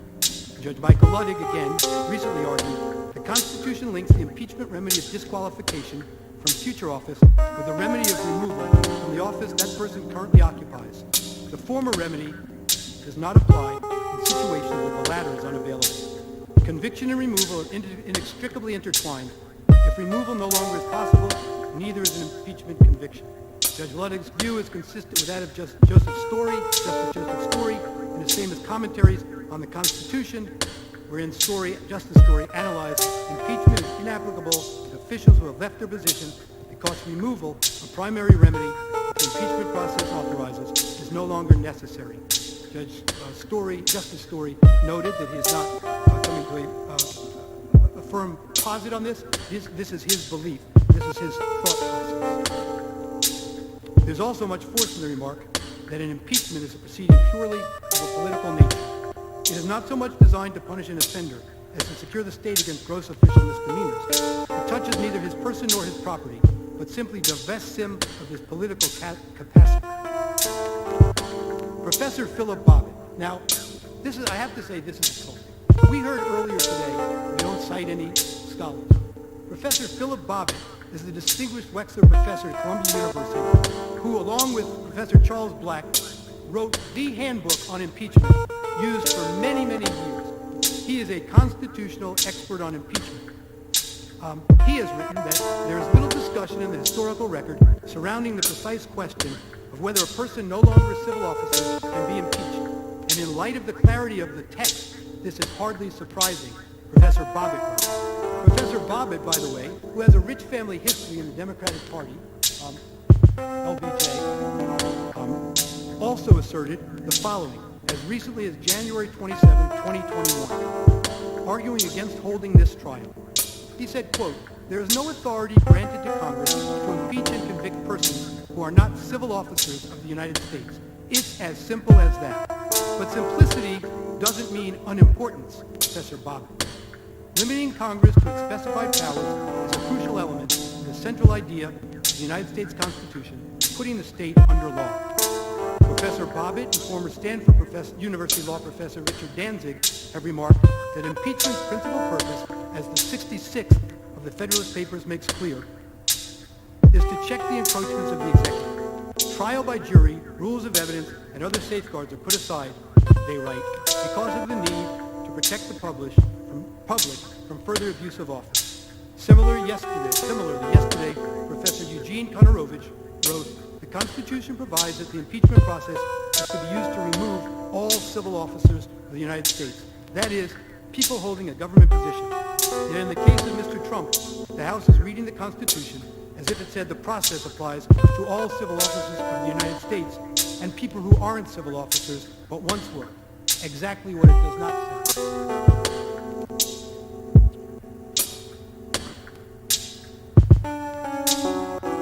We've been told by the House manager about this citation.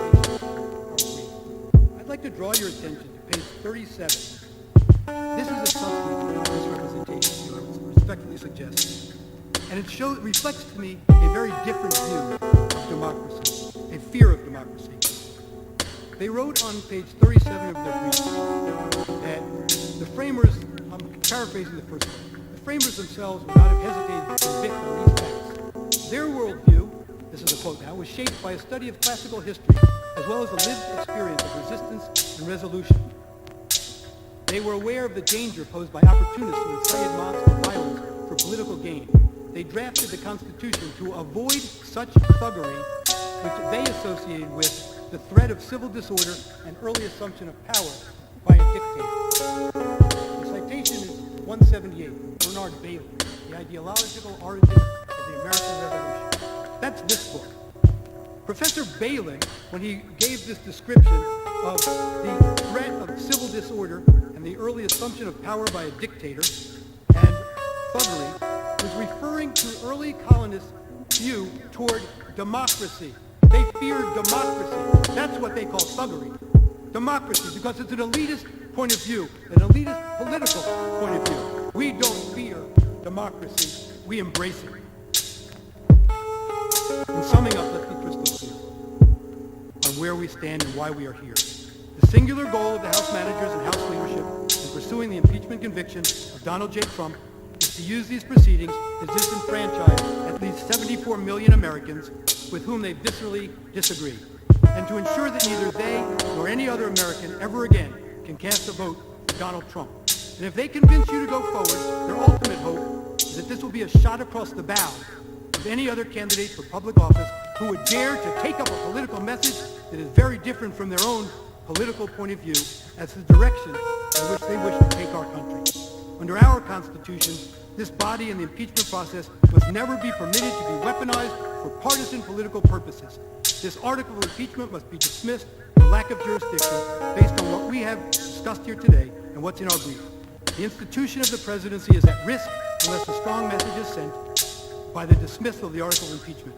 Before we close, I want to leave you with two thoughts. One was expressed by Abraham Lincoln. He comes to mind first because of the way in which our nation is now divided. We must learn from his times.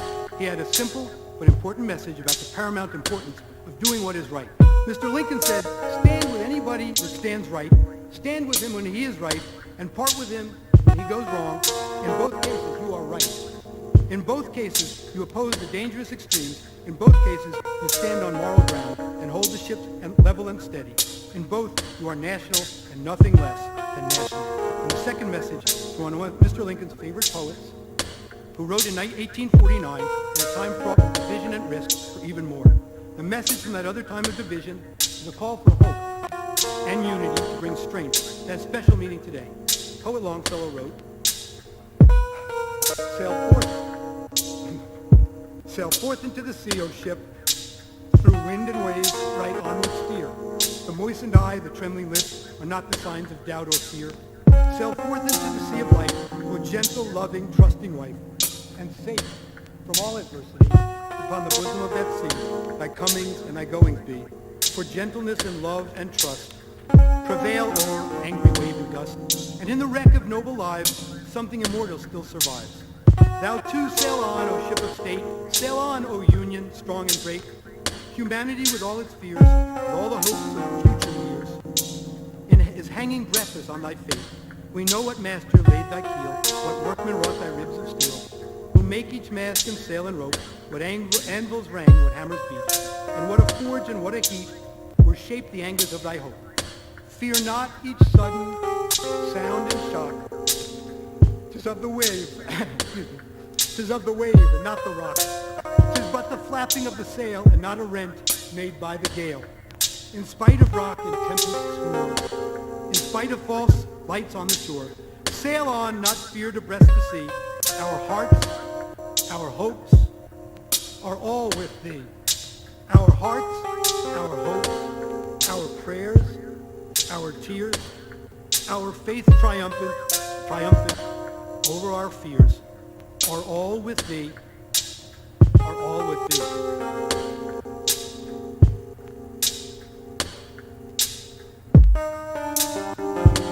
Mr. President, it's been a long day, and we thank you and we thank all the senators for their careful attention to the legal arguments and your courtesy to the managers and to the lawyers here.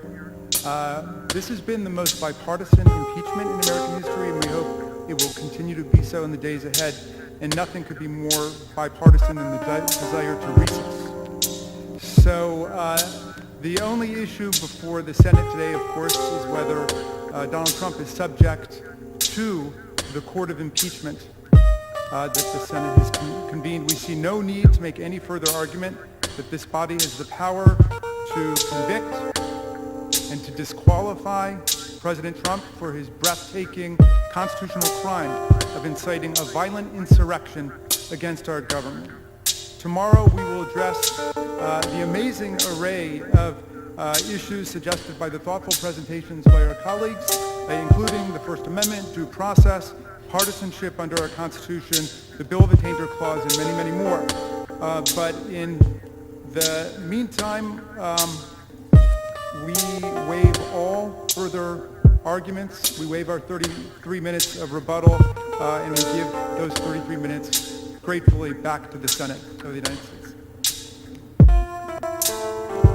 All time yielded back, all time has been yielded back. And the question is whether Donald John Trump is subject to the jurisdiction of a court of impeachment for acts committed while President of the United States, notwithstanding the expiration of his term in that office. Nays, Mr. President. Is there a sufficient second? There is a sufficient second, and the clerk will call the roll. Ms. Baldwin. Ms. Baldwin, aye. Mr. Barrasso. Mr. Barrasso, no. Mr. Bennett. Mr. Bennett, aye. Mrs. Blackburn. Mr. Blumenthal. Mr. Blumenthal, aye. Mr. Blunt. Mr. Blunt, no. Mr. Booker. Mr. Booker, aye. Mr. Bozeman. Mr. Bozeman, no. Mr. Braun. Mr. Braun, no. Mr. Brown. Mr. Brown, aye. Mr. Burr. Mr. Burr, no. Ms. Cantwell. Ms. Cantwell, aye. Mrs. Capito. Mrs. Capito, no. Mr. Cardin. Mr. Cardin, aye. Mr. Carper. Mr. Carper, aye. Mr. Casey. Mr. Casey, aye. Mr. Cassidy. Mr. Cassidy, aye. Ms. Collins. Ms. Collins, aye. Mr. Coons. Mr. Coons, aye. Mr. Cornyn. Mr. Cornyn, no. Ms. Cortez Masto. Ms. Cortez Masto, aye. Mr. Cotton. Mr. Cotton, no. Mr. Kramer. Mr. Kramer, no. Mr. Crapo. Mr. Crapo, no. Mr. Cruz. Mr. Cruz, no. Mr. Daines. Mr. Daines, no. Ms. Duckworth. Ms. Duckworth, aye. Mr. Durbin. Mr. Durbin, aye. Ms. Ernst. Ms. Ernst, no. Mrs. Feinstein. Mrs. Feinstein, aye. Mrs. Fisher. Mrs. Fisher, no. Mrs. Gillibrand. Mrs. Gillibrand, aye. Mr. Graham. Mr. Graham, no. Mr. Grassley. Mr. Grassley, no. Mr. Haggerty. Mr. Haggerty, no. Ms. Hassan. Ms. Hassan, aye. Mr. Hawley. Mr. Hawley, no. Mr. Heinrich. Mr. Heinrich, aye. Mr. Hickenlooper. Mr. Hickenlooper, aye. Ms. Hirono. Ms. Hirono, aye. Mr. Hoven. Mr. Hoven, no. Mrs. Hyde-Smith. Mrs. Hyde-Smith, no. Mr. Inhofe. Mr. Inhofe, no. Mr. Johnson. Mr. Johnson, no. Mr. Kane. Mr. Kane, aye. Mr. Kelly. Mr. Kelly, aye. Mr. Kennedy. Mr. Kennedy, no. Mr. King. Mr. King, aye. Ms. Klobuchar. Ms. Klobuchar, aye. Mr. Langford. Mr. Langford, no. Mr. Leahy. Mr. Leahy, aye. Mr. Lee. Mr. Lee, no. Mr. Lujan. Mr. Lujan, aye. Ms. Lummis. Ms. Lummis, no. Mr. Manchin. Mr. Manchin, aye. Mr. Markey. Mr. Markey, aye. Mr. Marshall. Mr. Marshall, no. Mr. McConnell. Mr. McConnell, no. Mr. Menendez. Mr. Menendez, aye. Mr. Merkley. Mr. Merkley, aye. Mr. Moran. Ms. Murkowski. Ms. Murkowski, aye. Mr. Murphy. Mr. Murphy, aye. Mrs. Murray. Mrs. Murray, aye. Mr. Ossoff. Mr. Ossoff, aye. Mr. Padilla. Mr. Padilla, aye. Mr. Paul. Mr. Paul, no. Mr. Peters. Mr. Peters, aye. Mr. Portman. Mr. Portman, no. Mr. Reed. Mr. Reed, aye. Mr. Risch. Mr. Risch, no. Mr. Romney. Mr. Romney, aye. Ms. Rosen. Ms. Rosen, aye. Mr. Rounds. Mr. Rounds, no. Mr. Rubio. Mr. Rubio, no. Mr. Sanders. Mr. Sanders, aye. Mr. Sass. Mr. Sass, aye. Mr. Schatz. Mr. Schatz, aye. Mr. Schumer. Mr. Schumer, aye. Mr. Scott of Florida. Mr. Scott of Florida, no. Mr. Scott of South Carolina. Mr. Scott of South Carolina, no. Mr. Shaheen. Mr. Shaheen, aye. Mr. Shelby. Mr. Shelby, no. Ms. Sinema. Ms. Sinema, aye. Ms. Smith. Ms. Smith, aye. Ms. Stabenow. Ms. Stabenow, aye. Mr. Sullivan. Mr. Sullivan, no. Mr. Tester. Mr. Tester, aye. Mr. Thune. Mr. Thune, no. Mr. Tillis. Mr. Tillis, no. Mr. Toomey. Mr. Toomey, aye. Mr. Tuberville. Mr. Tuberville, no. Mr. Van Hollen. Mr. Van Hollen, aye. Mr. Warner. Mr. Warner, aye. Mr. Warnock. Mr. Warnock, aye. Ms. Warren. Ms. Warren, aye. Mr. Whitehouse. Mr. Whitehouse, aye. Mr. Wicker. Mr. Wicker, no. Mr. Wyden. Mr. Wyden, aye. Mr. Young. Mr. Young, no. Mr. Moran. Mr. Moran, no. Mrs. Blackburn. Mrs. Blackburn, no.